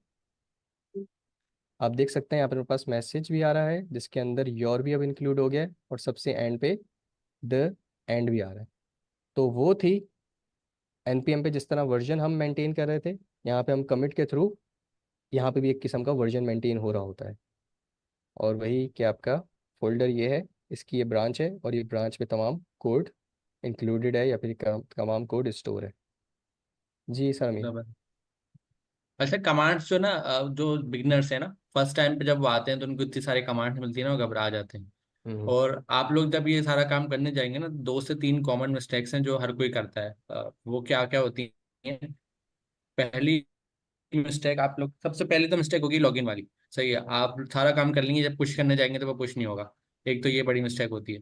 इससे भी पहले एक और मिस्टेक होती है, वो ये होती है कमिट नहीं करने देगा कोड आपका। जैसे ही आप कमिट करेंगे एरर आ जाएगा, कमिट करेंगे एरर आ जाएगा, कमिट करेंगे एरर आ जाएगा। तीसरी प्रॉब्लम आपको होगी, एक तो कमेंट के में एरर आएगा आपके पास। ये मैं कॉमन प्रॉब्लम बता रहा हूँ, हर किसी को नहीं आएगी, ज्यादातर लोग आती है। फिर एक हमने लॉगिन का बता दिया कि वो गिटहब जैसे एनपीएम हमने लॉगिन करा ना, यहाँ पे हमने कोई लॉगिन की कमांड नहीं चलाई है। प्रॉब्लम ये है, ये खुद ऑटो देखता है पुश करते वक्त कि ये लॉगिन है रिमोट या नहीं है। तो वो सारा केस होता है। तो दूसरा आपको आ गया लॉगिन वाला मसला। तीसरा मसला आपको ये आएगा कि आप ना कमांड की सीक्वेंस भूल जाएंगे। तो हमेशा याद रखें कमिट जब भी चलाए ना उससे पहले ऐड की कमांड चलेगी। तो कभी भी ऐसा नहीं हो कि ऐड की कमांड चला दें कमिट भूल जाए, और या कमेंट चला दें ऐड की कमांड भूल जाए। दोनों कमांड ना एक साथ चलती हैं। तो ऐसे सर नोट पैड पे एक बार कमांड लिखें ताकि इन लोगों को याद हो जाए। ठीक है। तो जब आपने इनिशियल स्टेप्स फॉलो कर दिए जो हमने देखा था, जो गिटहब खुद बताता है, ठीक है, तो वो तो सिंपल है, आपने उन्हीं को स्टेप बाय स्टेप फॉलो करना है। जब आपने वो पहले कर तो वन लिए, टाइम वाली बता दें, वन टाइम जो हाँ, आपने करे थे। उसके बाद जो सिंपल जो हमने देखा था कि 3 कमांड्स हैं जो हम हर बार फॉलो करेंगे, वो ये है। मैं यहाँ पे लिख देता हूँ। चलिए अब मैं ज़रा ऊपर आ जाता हूँ। सबसे पहली कमांड है गेट ऐड डॉट। दिख रही है स्क्रीन, सही विजिबल है? ठीक है। जी। ये सबसे पहली कमांड है। इससे क्या होगा, आपने जितने भी चेंजेस किए होंगे वो आपकी लोकली ही एक स्पेस में आसान लफ्जों में पहुंच जाएंगे। ठीक है, इससे ये होगा गिट कमिट -m और आपका जो भी मैसेज है, but it should be meaningful. ठीक है, ताकि देख के पता चले आपने किया क्या है। तो आप गिट कमिट कर देंगे। अब वो क्या था, वो जो स्पेस में अभी वो था ना, स्पेस में आपके तमाम चेंजेस चले जाएंगे। बेसिकली वो जितनी भी फाइल चेंजेस थे उनके साथ ये मैसेज टैग हो जाएगा जो भी। और अभी हमने देखा भी था कि हमारी एक फाइल के साथ ये जो हमने लेटेस्ट कमिट था वो चला जाएगा। ये आपका दूसरा स्टेप हो जाएगा। अभी तक आपके गिटहब को नहीं पता होगा कि भाई क्या हुआ है या क्या अपडेटेड कोड है। उसके लिए आप ये सबसे लास्ट कमांड चलाएंगे जो कि है गिट पुश ओरिजिन और आपकी ब्रांच का नाम। मेरे कॉन्टेक्स्ट के अंदर मेरी ब्रांच का नाम फिलहाल क्या है, मेन। और मोस्ट प्रोबेबली आपके पास भी, जब आप इनिशियली चला रहे होंगे तो आपके पास भी मेन ही आपकी ब्रांच होगी। नहीं हो रही होगी तो आई गेस, अगर आपने बल्कि नहीं, अभी फिलहाल आपके पास स्टोर नहीं होगा। लेकिन अगर आपने इनिशियली जो गिटहब के ऊपर जो कमांड्स है वो फॉलो किया है तो आपकी ब्रांच भी मेन ही होगी, कि मैंने भी उसी को फॉलो किया था तो वो by default main branch he create करवाता है। तो आपके पास भी आ रही होगी। तो ये 3 कमांड्स हैं। आप भले स्क्रीनशॉट ले लें या अभी टाइम नोट कर लें कि किस टाइम पे ये बात मैंने बताई है। इसको ज़रा आप इसका ख्याल रखिएगा। ये 3 कमांड्स हैं और इनका यही सीक्वेंस है। आप इसको शुरू में बाद में चेंज नहीं कर सकते। First, second and third. ठीक है। तो अच्छा ये वो 3 कमांड है जो आपको बार बार यूज होंगी, बार बार यूज होंगी, यूज होती रहेंगी। जब भी आपको जरूरत पड़ेगी इस 3 कमांड का यूज कैसे रहेगा। अच्छा बिल्कुल। एक स्टेप आपने वो भी करा था जो वन टाइम वाला करा था शुरू में, जो आपने एक ही बार करा उसके बाद कभी रिपीट नहीं करा। ठीक है, वो हम देख लेते हैं क्योंकि हमें पता है कि यहाँ से उनमें से सबसे पहली कमांड हमने की थी गिट इनिट। हम्म। गिट इनिट, तो उसी तरह जिस तरह हमने npm init किया था, tsc init किया था, तो वो हमने बस इनिशियली कर लिया था। उसके बाद ऐसा नहीं हुआ था कि मैं कोड चेंज कर रहा हूँ तो मैं दोबारा npm init या फिर tsc init कर रहा हूँ, ऐसा नहीं हुआ था। तो सेम गोज फॉर गिट, कि आपने गिट को जब फर्स्ट टाइम इनिट कर दिया है, इनिशियलाइज कर दिया है, तो बस आपका काम हो गया है। इसके बाद आप कोड में कुछ चेंजेस कर रहे हैं या कोई फाइल ऐड कर रहे हैं या कोई फाइल डिलीट कर रहे हैं, गिट आपने दोबारा इनिशियलाइज नहीं करना, वो आपके फोल्डर का ट्रैक रख रहा है। नीचे आते हैं। उसके बाद हमने गिट इनिट के बाद हमने एक और कमांड चलाई थी, गिट ऐड। उस पॉइंट पे भी हमने गिट ऐड चलाया था जिससे हमारे तमाम लोकल चेंजेस ऑब्वियसली ऐड हो गए थे। और फिर हमने कमांड चलाई थी गिट कमिट की, ये वाली, कि उस पॉइंट पे हमारे पास जितने भी फाइल चेंजेस थे बेसिकली वो कमिट आउट हो गए थे। उसके बाद हमने ये कमांड्स चलाई थी जो कि कुछ यूनिक थी हमारे लिए। और ये हम बस इनिशियली जब फर्स्ट टाइम अपनी लोकल रिपो को, अपने लोकल फोल्डर को गिटहब के साथ लिंक कर रहे होते हैं तब हम चलाते हैं। उसके बाद हम इस पॉइंट पे अभी के लिए आप समझेंगे हम दोबारा नहीं चलाएंगे। तो ये आपके पास आ गया कि आपने एक नई ब्रांच बना ली और उसको डिफ़ॉल्ट ब्रांच का नाम दे दिया आपने मेन का। उसके बाद हमने ये किया कि चलो हमने ब्रांच तो बना दी लेकिन ब्रांच का तो पता चल गया, मतलब हमें ये तो पता चल गया, लेकिन इसका कौन बताएगा कि कौन सा प्रोजेक्ट है। तो हमने इस पॉइंट पे ये वाला काम किया था कि हमने अपनी उस रिमोट रिपो को, रिमोट से मुराद है आप समझे कि भाई होस्टेड है, वेब पे मौजूद है। ठीक है, तो हमने अपनी रिमोट रिपो को, अच्छा अगर आप गौर से कमांड को पढ़ने की कोशिश करें तो ये पूरा बता रहा होता है कि भाई आपने रिमोट पे ऐड किया एक ओरिजिन और वो आपके पूरा जो होस्टेड गिटहब का यूआरएल है वो आ जाता है आपके पास। ठीक है, ये आपने वो पास किया था। और उसके बाद फाइनली आपने git push -u origin main किया था। ये फर्स्ट टाइम -u का आप फ्लैग देंगे। उसके बाद जब भी आप पुश करेंगे तो यहाँ पे हमने देखा है कि हम बस फिर पुश ओरिजिन मेन करेंगे, ये हम फॉलो करेंगे। जबरदस्त। तो कुछ स्टेप ऐसे हैं जो वन टाइम वाले हैं और कुछ स्टेप ऐसे हैं जो रिपीटेड है, मतलब जब भी कुछ चेंज करा तो वो रिपीटेड ले जाने के। लेकिन अच्छी बात यह है, जो वन अब टाइम है ये वो शुरू में गिटहब जाहिर खुद है थोड़ा बताता सा है। आप लोगों को एडवांस लगेगा, लेकिन ये वीडियो रिकॉर्डेड है। ये वीडियो रिकॉर्डेड है, टेंशन नहीं है। अगर किसी को एडवांस लग रहा है तो हम कोशिश करेंगे क्लासेस में भी ना, जो आपकी ऑन साइट क्लासेस हैं उसको थोड़ा बिगिनिंग लेवल से आसान तरीके से आपको पढ़ा दें क्लास में, ताकि आप इसको समझ जाएं। तो सर कुछ और ऐड करना है अभी, क्योंकि टाइम तो जी हाँ, हमारा जो ऑलमोस्ट टाइम है पूरा, मगर हम 20। आखिरी चीज कर देते हैं डेस्कटॉप। जिस तरह मैं करता हूँ ना, क्योंकि मेरी अकल है कम, मुझे याद रहती नहीं है कमांड्स। जी। तो सबसे पहले क्या करना, हम्म। स्टेप करना है, अच्छा, डेस्कटॉप इंस्टॉल करें। GitHub desktop. ठीक है। ठीक। तो कुछ नहीं करना, आपने गूगल पे आना है और गूगल पे आके आपने लिखना है गिटहब डेस्कटॉप। ठीक है, जैसे ही आप गूगल डेस्कटॉप लिखेंगे, सर्च करेंगे, तो जो फर्स्ट लिंक आएगा आपने इसको खोल लेना है। मैंने इसको खोल लिया। वो खुद ही आपके ऑपरेटिंग सिस्टम का पता लगा लेगा और आपको उसके हिसाब से लिंक या फिर ये बटन शो कर देगा कि भाई आपने, आपके पास गिटहब डेस्कटॉप आप डाउनलोड कर लें। आप विंडोज़ के ऊपर हैं और जो भी आपका आर्किटेक्चर है, मेरे पास 64 बिट है, तो ये आप ऑब्वियसली आप डाउनलोड कर लेंगे। मैं सेव कर लेता हूँ डाउनलोड फोल्डर में। अच्छा, ये बहुत स्ट्रेट फॉरवर्ड स्टेप है, तो प्लीज़ इस पे ना आप थोड़ा फोकस कीजिएगा। इससे ये फ़ायदा होगा कि जो अभी पिछले कुछ मुश्किलात आप लोग को लग रही होंगी वो आपकी काफ़ी आसान हो जाएंगी इससे। इससे गिटहब इस्तेमाल करना बड़ा इजी है। ठीक है।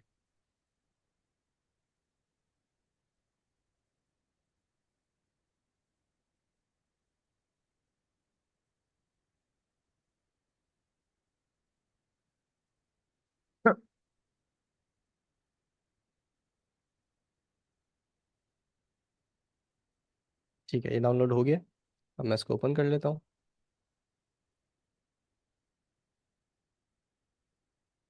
इसको इंस्टॉल कर लें। जी अच्छा, ये पैरेलल तरीका है, या तो कमांड लाइन से कर लें या गिटहब डेस्कटॉप से कर लें। बिल्कुल, ये सेटअप हो रहा है।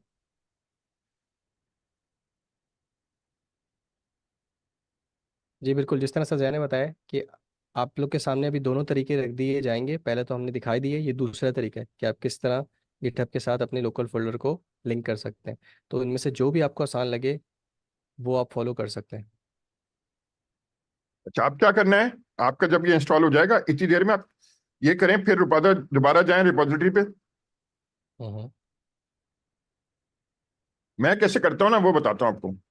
जी मैंने वापस गया गिटहब पे, एक नई रिपोजिटरी बनाई, समझे। ठीक है। मैं नया प्रोजेक्ट इस तरह शुरू करता हूँ, बच्चों वाले तरीके से। बट हम्म। हूँ भी बच्चा ना। समझने में तो कोई हर्ज नहीं है। बनाओ, मैं नई रिपो क्रिएट करूँ, राइट। जी। जी, एक मैं बता रहा हूँ, मैं जब नया प्रोजेक्ट शुरू करता हूँ तो क्या करता हूँ। चले मैं फॉलो करता हूँ सारे जिस तरह आप स्टूडेंट्स को करते ऐसे हैं। ही करना चाहिए। जो बिल्कुल ही आसान काम है ना, आपने न्यू का कर दिया, माई टेस्ट कुछ भी लिख दिया। अच्छा, आपने पब्लिक बनाई, ठीक है, रीड भी फाइल ऐड कर दें और क्रिएट रिपोजिटरी करते हैं।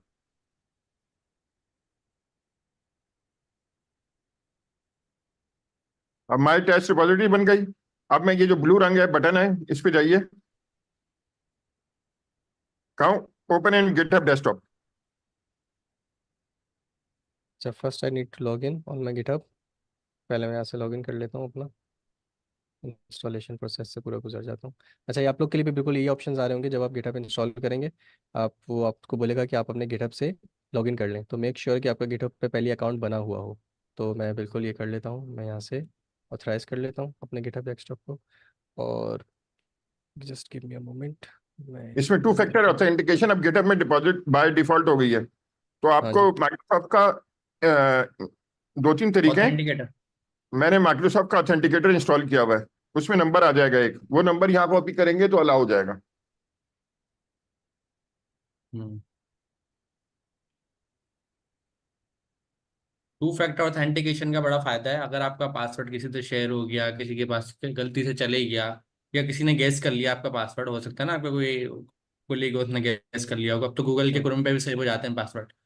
तो अगला ना लॉगिन नहीं कर पाएगा, काम नहीं कर पाएगा। उसकी रीजन ये है कि उसमें टू फैक्टर है। आपके पासवर्ड से वो चलेगा ही नहीं, वो आपको भेजेगा ऑथेंटिकेटर पे कोड, वो कोड जब तक आप उसको नहीं बताएंगे वो आपको पहचानेगा ही नहीं। तो ये दो आपके फैक्टर ऑथेंटिकेशन के अलग अलग हो जाते हैं, सिक्योरिटी बड़ी अच्छी हो जाती है। तो ठीक ये है। गिटहब ने यूज़ करा हुआ। हाँ जी। तो जैसे ही मैंने अपना कोड दिया है, टू फैक्टर ऑथेंटिकेशन का कुछ कोड दिया है, तो उसने उसको एक्सेप्ट कर लिया, और उसके बाद मेरे पास ये पॉपअप आप देख रहे हैं कि मुझे बोल रहा है कि वो आप ओपन गिटहब गिटहब डेस्कटॉप कर लें। तो मैं जैसे ही इस पर क्लिक करूँगा ये मुझे रीडायरेक्ट करेगा दोबारा मेरे गिटहब के इस डेस्कटॉप एप्लीकेशन के ऊपर। तो आप देखेंगे मैं इस पर क्लिक करता हूँ तो मैं दोबारा यहाँ पे आ गया। अब ये प्रोसेस कर रहा है। तो ये तमाम चीज़ें आ गई यहाँ पे, ईमेल और ये तमाम चीज़ें मैं अभी इसी के साथ जाने देता हूँ, और मैं फिनिश करता हूँ इस। अब जिस तरह सर ने बताया था, सर ज़िया ने, कि सर ज़िया का जो प्रोसेस है हम उसको फॉलो करते हैं। मैं दोबारा इधर आता हूँ गिटहब के ऊपर, और इस कोड पे जाके हमने रिपो बना ली बड़ी सिंपल तरीके से। इस कोड पे जाके यहाँ पे एक ऑप्शन होता है ओपन विद गिटहब डेस्कटॉप, तो मैं इस पर क्लिक करता हूँ, और ये दोबारा वही पॉपअप देगा कि आप इस फोल्डर को या इस डायरेक्टरी को या इस रिपो को गिटहब डेस्कटॉप पे ओपन करना चाहते हैं। मैं जैसे ही बोलूँगा ओपन गिटहब डेस्कटॉप, तो वो खुद ही एक पॉपअप बोल लें, एक मॉडल बोल लें, ओपन करेगा, और उसमें खुद ही उस रिपो का यूआरएल ऐड कर देगा। ठीक है। और लोकल पाथ आप बताना चाहते हैं कि भाई ठीक है रिमोट रिपो तो बनी हुई। अच्छा, मज़े की बात, अभी हम रिवर्स कर रहे हैं। पहले हम इससे पहले हमने क्या किया था, हमने पहले लोकल रिपो बनाई थी, फिर रिमोट रिपो बनाई थी, और इन दोनों को लिंक किया था। इस पॉइंट पे जो हम कर रहे हैं वो हमने पहले रिमोट रिपो बना दी है, और फिर क्या कर रहे हैं उसकी बेसिस के ऊपर एक लोकल रिपो बना रहे हैं। इसलिए आप देख सकते हैं कि उसने ऊपर गिटहब का यूआरएल दिया है। ये जो आप अगर आप मैच करना चाहें तो देखो, ये जो यूआरएल है और ये जो यूआरएल है सेम है, माई टेस्ट रिपो माई टेस्ट रिपो। और अब वो मुझे बोल रहा है कि भाई आप लोकली इसको कहाँ स्टोर या कहाँ सेव करना चाहते हैं, वो पाथ बता रहे हैं। तो बाय डिफ़ॉल्ट ये गिटहब का फोल्डर बनाता है, उसमें तमाम रिपो मेंटेन करता है। हाँ तो वही रहने ठीक है, दें, हम डिफॉल्ट ही इसमें रहने दें, चलते हैं, सब ठीक हो बिल्कुल। गया। मैं यहाँ पे क्लोन कर लेता हूँ। यहाँ पे मैंने क्लोन किया, वो क्लोन कर रहा है इसको, और ये मेरे पास ये फाइल आ गई है। अब आपने क्या करना है, विजुअल स्टूडियो कोड में जाए हाँ जी। और ये डायरेक्टरी खोल लें। सर वहां भी जाने की जरूरत नहीं है, ये यहीं से भी खोला जा सकता है। हाँ इधर ओके। भी खोला जा सकता है। मैं तो वो बता रहा हूँ जो मैं तो ऐसा करता हूँ जिसमें याद ही ना रखना पड़े कुछ। ठीक है। तो आप VS कोड के ऊपर आए, आपने सिंपल स्टेप फॉलो करना है। ओपन फोल्डर, यहाँ पे आप देख सकते हैं ये फिफ्थ ऑप्शन है, ओपन फोल्डर। और अभी हमने देख लिया था कि हमारा जो कोड है वो कहाँ जाके सेव हुआ है, या रिपो कहाँ क्लोन हुई है। डॉक्यूमेंट में गिटहब का फोल्डर है, और उसमें ये हमारी भी रिपो हमें दिख रही है। मैं इस पर करता हूँ सेलेक्ट, और इसको ओपन कर लेता हूँ। तो अब वो फोल्डर हमारे पास यहाँ पे आ रहा है। रीडमी फाइल यहाँ पे भी है। यहाँ पे क्यों है, क्योंकि बेसिकली हमने अपनी रिमोट रिपो जो ये मौजूद है इसी का क्लोन किया है। तो रीडमी यहाँ पे भी है, इसके अंदर जो कंटेंट है वो क्या है, माई टेस्ट रिपो। अगर मैं इसको भी खोल के देखूँ तो मेरे पास आ रहा होगा माई टेस्ट रिपो। मैं इसको बड़ा कर देता हूँ ताकि आप सबको दिख अब जाए। अब इसमें एक टाइपस्क्रिप्ट की या जावास्क्रिप्ट की फाइल बना दें, एक हेलो वर्ल्ड की। ठीक है, रिपीट कर लेते हैं हम, यहाँ पे npm init कर लेते हैं।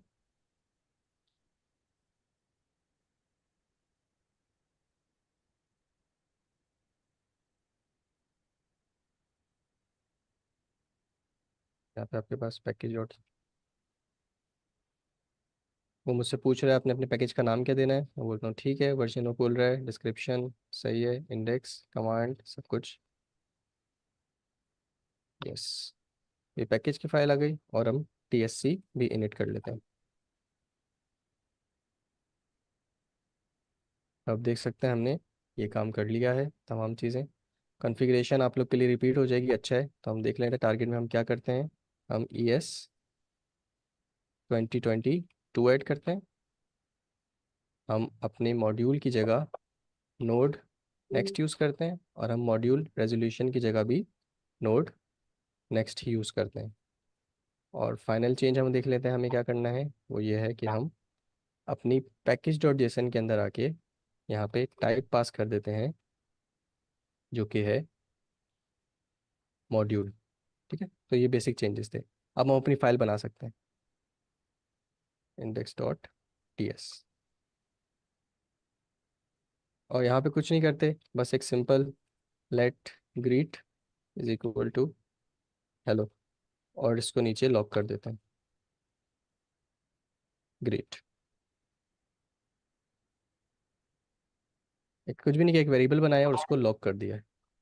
मैं इसको कंपाइल कर लेता हूँ, और अब जब हम यहाँ पे जाएंगे अपने गिटहब डेस्कटॉप पे, तो आप देख सकते हैं कि वो खुद ही इन तमाम चीज़ों का ट्रैक रख रहा है। अब हमें कोई कमांड यूज़ करने की ज़रूरत नहीं है। सर जी, आप कुछ ऐड करना चाहेंगे? हाँ जी। अब ये आपने क्या है, इसको अब कमिट करें, अब ये वापस जाएं गिटहब डेस्कटॉप में। ठीक है, ये गिटहब डेस्कटॉप खुला हुआ है मैंने। अब देखें ना, चला हुआ है। इसको बड़ा कर लें थोड़ा सा। जी मैं बड़ा ये इसमें चेंजेस है, ये लेफ्ट साइड पे समरी जहाँ लिखी हुई है, माय फर्स्ट हम्म, कमिट लिखे इसमें समरी रिक्वायर्ड में।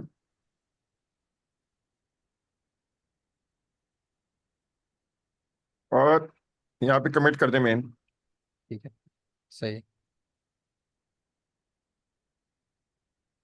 ये कमिट हो गया, और पुश ओरिजिन कर दें बस। ठीक है, शुक्रिया। ऊपर बटन आ रहा था, ठीक है। कुछ कमांड याद नहीं करनी, कुछ नहीं करनी, बच्चा भी कर ले।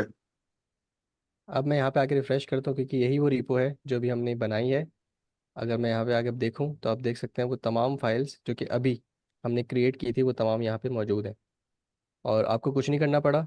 अगर आप देखें टेक्निकली, अगर आप कमांड को मैप करें तो किया हमने अभी भी वही है कि यहाँ पे तमाम फाइल्स आ रही थी, वो तमाम ऐड हुई, यहाँ पे हमने अपना कमिट दिया और उसके बाद यहाँ पे पुश का बटन आ रहा था जिससे हमने पुश कर दिया। लेकिन अच्छी चीज़ क्या हुई कि वो कमांड से हम बच गए, हमारे पास एक अच्छा यूज़र इंटरफेस आ रहा है। ऐसा इंटरफेस आ रहा है जो हमारे लिए नोन है, हम इन चीज़ों से होके गुजरे हैं, ये हमारे लिए समझना आसान है, हमें इतने इस तरह की ऐप्स यूज़ करते हैं। तो इसकी मदद से हमने अपना कोड जो था वो गिटहब के ऊपर पुश कर दिया। सर कुछ चेंजेस करके दिखाने? जी जी, चेंजेस करके एक और कमिट करके दिखा दें। ठीक है। अगेन, अब गिटहब डेस्कटॉप एक्टिवली इसको, हमारे फोल्डर को वॉच कर रहा है। इसके अंदर जो भी चेंजेस होंगे वो गिटहब डेस्कटॉप भी उसको क्या करेगा, उसका ट्रैक रखेगा। तो अब मैं देखता हूँ, मैं यहाँ पे एक और वेरिएबल बना लेता हूँ, let user name is equal to sir Amin. ठीक है, तो मैंने एक लाइन ऑफ कोड ऐड किया है। अब आप देखें कि जैसे ही मैं अपने गिटहब डेस्कटॉप पे आता हूँ तो इसने भी फौरन इन्फर कर लिया कि हाँ यार, इंडेक्स डॉट टी एस के अंदर हालांकि इतनी सारी फाइल मौजूद है, लेकिन उसको पता है कि मैंने इंडेक्स डॉट टी एस के अंदर ही चेंज किया है। तो यहाँ पे आपको दिख रहा है कि इंडेक्स डॉट टी एस के अंदर वो बता रहा है कि लाइन 4 और 5 ऐड हुई है। पहले सिर्फ ये चीज़ मौजूद थी, ये जो ग्रीन हुआ है ना हाईलाइटेड, अगर आपको दिख रहा हो ग्रीन से, ये बेसिकली वो चेंजेस हैं जो कि मैंने ऐड किए हैं। और हम बस अपना फाइनल काम ये करते हैं कि हम यहाँ पे ग्रीट कर देते हैं यूज़र को, और बीच में एक स्पेस भी ऐड कर लेते हैं। तो अब आ जाएगा हेलो सर अमीन। अगेन पीछे जाऊंगा और यहाँ पे मैं देखूंगा तो आप देख सकते हैं फौरन उसने इस चीज़ को भी बोला कि हाँ भाई लाइन नंबर 5 भी चेंज हुआ है, और उसने इस तमाम इन 3 लाइंस को हाईलाइट कर दिया है। तो सेम स्टेप कि दोबारा मैं यहाँ पे कमिट करूँगा, और वो बता भी रहे कमिट, तो हम भी ये लिख देते हैं कि भाई updated index dot T S. ठीक है, और वही कि आपने कमिट करना है, ऐड कर दिया, ये हम कमिट कर रहे हैं। और फाइनल स्टेप जो हमारी तीसरी कमांड थी वो पुश, और अब हमारे लिए कमांड लिखना ज़रूरी नहीं है, ये हमने क्लिक क्लिक करके अपना काम कर दिया। ये पुश होता है और हम जाके देखते हैं कि रिपो पे क्या हुआ है गिटहब पे। मैं यहाँ पे आता हूँ और हमने किस फाइल में चेंज किया था, पहले मैं रिफ्रेश कर लेता हूँ ताकि अपडेटेड चेंजेस मुझे दिख जाएं। आप देख सकते हैं कि इंडेक्स डॉट टी एस के ऊपर दिख रहा है updated index dot J S. मैं इसमें जाके इसको खोलता हूँ, तो आप देखें, आई गेस या हेयर, ये आप देख रहे हैं कि आपके पास वो तमाम चेंजेस आ गए। आपके पास यूज़र नेम भी आ जरा गया सा और ये भी आपके पास हेलो। थोड़ा सा मेन पेज पे जाइएगा, दिखाइएगा कमिट्स कहाँ देखते हैं। अच्छा अच्छा, मैं पीछे आता हूँ और यहाँ पे कमिट्स का एक ऑप्शन होता है। अगर आप गिटहब के ऊपर हैं तो ये कमिट्स का ऑप्शन होता है मेन पेज पे ही। आप इस पे जाएंगे तो ये आपके पास 3 आ रहे हैं। ये जो फर्स्ट कमिट था बेसिकली, ये जब हमने रिपो बनाई थी ये तो ये गिटहब की तरफ से ही हो गया था। आप बोलोगे कि भाई इनिशियल कमिट नाम का तो हमने कोई कमिट ही नहीं किया, ये जब आपने रिपो बनाई थी तो ये बाय डिफ़ॉल्ट गिटहब ने कर दिया था। हमने जो 2 कमिट किए थे वो ये थे, माय फर्स्ट कमिट और अपडेटेड इंडेक्स। अगर आप इनको खोलेंगे तो इसके अंदर के फाइल चेंजेस आपको दिख रहे होंगे। लेट्स से मैं अगर अपडेटेड इंडेक्स खोलूँ, इन फ्यूचर अगर आप ट्रैक रखना चाहते हैं कि यार मैंने इस पॉइंट पे क्या किया था, तो आप इससे भी कमिट्स में जाके आपके पास तमाम कमिट लिस्ट हो रहे होंगे, आप इंडिविजुअल को खोल के देख सकते हैं कि क्या चेंजेस हुए थे। तो वो दिखा रहा है कि आपने ये लाइन रिमूव की थी और ये 2 लाइन ऐड की थी।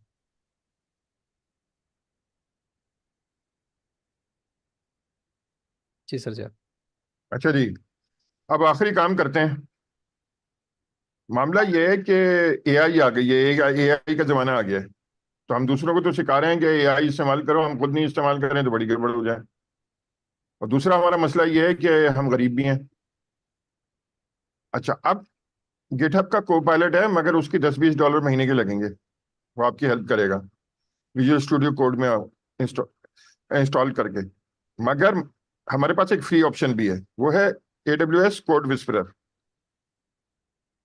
जैसा गूगल कीजिएगा AWS कोड विस्परर, और ये फ्री है। अमेजॉन अभी पीछे रह गया है थोड़ा सा, तो वो फ्री बांट रहा है। और आपने इसको क्या करना है, ये खुद सीखना है कैसे क्या करना है। आपने विजुअल स्टूडियो कोड में इसे करना है और इसके वीडियो देखें कि कोड विस्परर कैसे इस्तेमाल करते हैं। तो आपको ये बहुत हेल्प कर देगा, बहुत टाइम बचा देगा, और आपका कोड भी चेक करके बता देगा। Thank you so much. फिर आप लोगों से मुलाकात होती है, कब होगी अमीन? अब फ्राइडे को होगी। इंशाल्लाह फ्राइडे को उनसे मुलाकात होगी। अच्छा, इन लोगों से हमने एक सबमिशन का फॉर्म का लिंक भी शेयर करा हुआ है। मोर्शिद भाई, आप वो टाइप स्क्रिप्ट वाली जो आपका 4th टैब खुला हुआ है, उस पर जाए जी। अ, उससे पहले कैलकुलेटर प्रोजेक्ट पे क्लिक करें। Okay, calculator project. यहाँ पर देखें, सबसे लास्ट में देखें सबमिट योर प्रोजेक्ट हियर, हमने ये भी करा हुआ, इसको ओपन कर लें।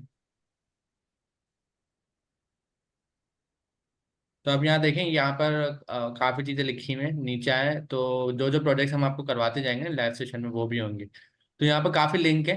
तो पहला लिंक हमने देखे, हम जो आपको कहा है कि आपने जो कैलकुलेटर का प्रोजेक्ट बनाया है उसका npx की कमांड आप हमें दे दें, और साथ साथ उसकी रेपो का लिंक भी दे दें ताकि हम वैलिडेट कर लें कि आपने बनाया है। तो इसी तरीके से हम प्रोजेक्ट बनाते जाएंगे और यहाँ पर टैब ऐड करते रहेंगे। तो आप सेम फॉर्म को ना एडिट कर सकते हैं। एक बार आपने अगर सबमिट कर दिया, आप एडिट पर जाएं, सेम फॉर्म को आप एडिट करते हैं कि दोबारा बार बार सबमिट करने की जरूरत नहीं, एक ही फॉर्म में एडिट हो जाएगा ताकि आपका आसानी रहे। तो फ्यूचर में हम जो चीज़ें पढ़ेंगे वो भी हम ऐड करते जाएंगे, उससे हमारे पास डेटा आता जाएगा कि कौन कौन स्टूडेंट है जो असाइनमेंट्स कर रहा है, और ताकि हमारे पास डेटा आए हम उस पर यहाँ पे कुछ डिसीजन मेकिंग करें कि क्लास में कौन कौन करना है। अच्छा, एक प्रॉब्लम मैं आप लोगों को बता देता हूँ, बहुत पुरानी प्रॉब्लम है, ये आज की नहीं है। ये जब से दुनिया में आसानियाँ आना शुरू हुई है ना, तो एक प्रॉब्लम है, जो थोड़ी बहुत सुस्ती दिखाता है ना, वो क्या सोचता है, वो बोलता है इसको मैं करूँगा बाद में। तो मैंने कि एक चीज देखी, जब पहला हमारा लाइव सेशन हुआ ना, तो सबको लग रहा था ये सेशन ना सिर्फ लाइव होगा, उसके बाद खत्म हो जाएगा, कोई रिकॉर्डेड हमें नहीं मिलेगा। तो सब ना एक्टिवली बड़े जल्दी से ज्वाइन करके क्लास में एक्टिव हो रहे हैं। दूसरा सेशन हुआ, तीसरा सेशन हुआ, अब आप लोगों के पास ये आपको मालूम हो गया कि ये तो रिकॉर्डेड है, इसको तो मैं कभी भी बैठ के देख सकता हूँ। तो मैं देख रहा हूँ तो स्टूडेंट आपस में क्या डिस्कशन कर रहे हैं, तो रिकॉर्डेड है, हम इसको बाद में देख लेंगे। तो एक चीज याद रख लें, जो चीज करनी हो ना उसी टाइम करनी पड़ती है, बाद में टाइम नहीं मिलता। मैं आज बता रहा हूँ, मैंने जितनी भी चीजें अपनी होल्ड करी है ना कि बाद में देख लूंगा, वो आज तक नहीं देखी। तो जो जिस वक्त काम हो रहा है ना उसी वक्त ज्वाइन करें, उसी वक्त देखें। हाँ, रिकॉर्डेड है, फायदा है, लेकिन पहली वाली लाइव सेशन को मिस ना करें रिकॉर्डेड होने की वजह से। तो बाकी ये कि इंशाल्लाह सबमिशन लिंक आपके थ्रू आप सबमिट करेंगे, और ये वही सबमिट लेंगे, ये व्हाट्सएप चैनल पे भी एक बार शेयर हो चुका है, अगर स्क्रॉल करेंगे, लेकिन बहुत ज़्यादा स्क्रॉल करना पड़ेगा फिर मिलेगा। और थर्ड थिंग ये है कि उम्मीद है आप लोग कोड करें, प्रैक्टिस करें। गिटहब डेस्कटॉप ने सारी चीज़ आसान बना दी है। मैं सवाल पढ़ रहा था कि कमांड लाइन जब हम कर रहे थे तो कुछ लोगों को कन्फ्यूजन थी कमांड में, और जाहिर है वो होती है फर्स्ट टाइम पे। तो गिटहब डेस्कटॉप ने देखें कितनी ज़िंदगी आसान बना दी, आपकी कमांड लाइन से ही बचा दिया। और ये एक और सवाल। जी AWS सर, कोड विस्परर लगा लेंगे तो फिर तो बहुत ही आसान हो जाएगी। ये और आसान हो जाएगा जी सर, आपको सारी वो चीज़ें बता रहे हैं आपकी ज़िंदगी आसान करने की। सही है, अगर आप करना चाहते हैं तो ये सारे ऑप्शन आपके पास अवेलेबल हैं, आप यहाँ से इसको चलाएं, ट्राई अब करें। सब लोगों ने ये कैलकुलेटर बना के अपनी npx कमांड और गिटहब रिपोजिटरी सबमिट करानी है अमीन भाई को। बिल्कुल। अच्छा, एक चीज का और सवाल का मैं जवाब दे देता हूँ। मुबशिर भाई ने शुरू में ना एक काम करा था, वर्जन में कुछ चेंजेस करी थी, वर्जन 1, वर्जन 2, वर्जन 3। तो वो ना, अगर किसी को समझ नहीं आया तो कोई बात नहीं, वो एक एडवांस चीज है। सही है, वर्जन का कॉन्सेप्ट क्या होता है, मैंने बताया ना, हमने मिल्क पैक बनाया था। अब हमारे मिल्क पैक में हमने कुछ एडिशन करा, हमने कहा मिल्क पैक में हम एक बार का एक काम करते हैं, कुछ फ्लेवर डालते हैं रूअफ़ज़ा का। तो जब हमने दुकान पे रूअफ़ज़ा का फ्लेवर वाला भेजा तो हम सेम नाम से नहीं भेजेंगे ना, हम क्या करेंगे कोई वर्जन रख देंगे, फिर मिल्क पैक 2.0 इसमें रूअफ़ज़ा आता है। तो उसी तरीके का वो कॉन्सेप्ट है वर्जन का। तो अगर वो नहीं भी समझ में आया तो वीडियो रिकॉर्डेड है, आप देख लेना। लेकिन वो कोई इतना हार्ड कॉन्सेप्ट नहीं है, वो एक बेस्ट प्रैक्टिस है कि जब आप मोबाइल भी एक दूसरा मोबाइल लॉन्च करते हैं ना, तो वो भी बोलता है इसका वर्जन चेंज कर रहा हूँ। पहले वर्जन था 8, अब वर्जन आ गया 9। पहले था नोट 9, अब आ गया नोट 10। तो हर चीज की ये प्रैक्टिस होती है वर्जन की। तो वही मुबशिर भाई ने करके दिखाई कि जब जब उन्होंने कुछ चेंजेस करी, तो उन्होंने कहा भाई मेरा पहले मोबाइल का नाम था नोट 9, अब मैंने मोबाइल में कैमरे के अंदर पिक्सल बढ़ा दिए, पहले 32 पिक्सल था, अब 64 पिक्सल आ गया। तो जाहिर है अब उन्होंने उसका नाम नोट 10 कर दिया। तो वही काम उन्होंने कोर्ट में करा, जब कोर्ट पुराना वाला था उसका वर्जन उन्होंने कुछ और रखा, नया कोर्ट का वर्जन कुछ और रखा। तो ये एक प्रैक्टिस है, आप इसको फॉलो करें। और कुछ ऐड करना है मुबशिर भाई? नहीं, आई गेस दैट्स इट। माशाल्लाह आपके पास सब कुछ आ गया है। अब ये पहला अपना प्रोजेक्ट बना के मैं तो ऐसा खुश हुआ था जब मैंने पहले बनाया था कि मैंने दुनिया में पब्लिश कर दिया अपना प्रोजेक्ट। मुबशिर भाई।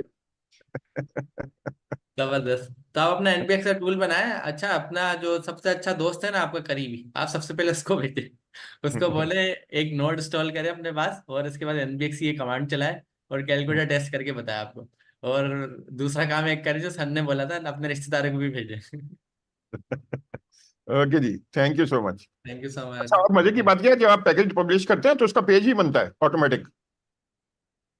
तो आप अपना पेज आप भेज सकते हैं कि ये इतने लोग मेरा इस्तेमाल कर रहे हैं भाई पैकेज, आप देख सकते हैं जाके। जाने से पहले मुबशिर भाई जरा सा वो पेज दिखा दें आपके ने जो अभी पब्लिश किया, देखते हैं आपको कितना इस्तेमाल लोग कर चुके हैं। जी बिल्कुल। एनपीएम का पेज, दोबारा शेयर कर लें इसको ना। एक तो गिटहब का पेज है ना जिसपे आपका कोड रखा हुआ है, जी मैं उसमें देखें कि एसपी आपने कितने अपने दोस्तों को कहें कि आपके पैकेज को लाइक करें।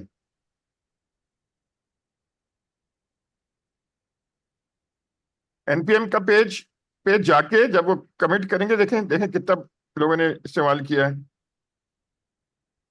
नहीं कहा, आई थिंक थोड़ी देर में रिजल्ट हाँ, आई देगा। गेस अभी अबाउट एन आवर हुआ है, तो I guess after some time वो हाँ, वो दिखाता है अपडेट स्टेट्स। करेगा वरना उस पर जी लिखा हुआ आएगा। और बिल्कुल। दूसरा गिटहब का पेज दिखाइए आखिरी,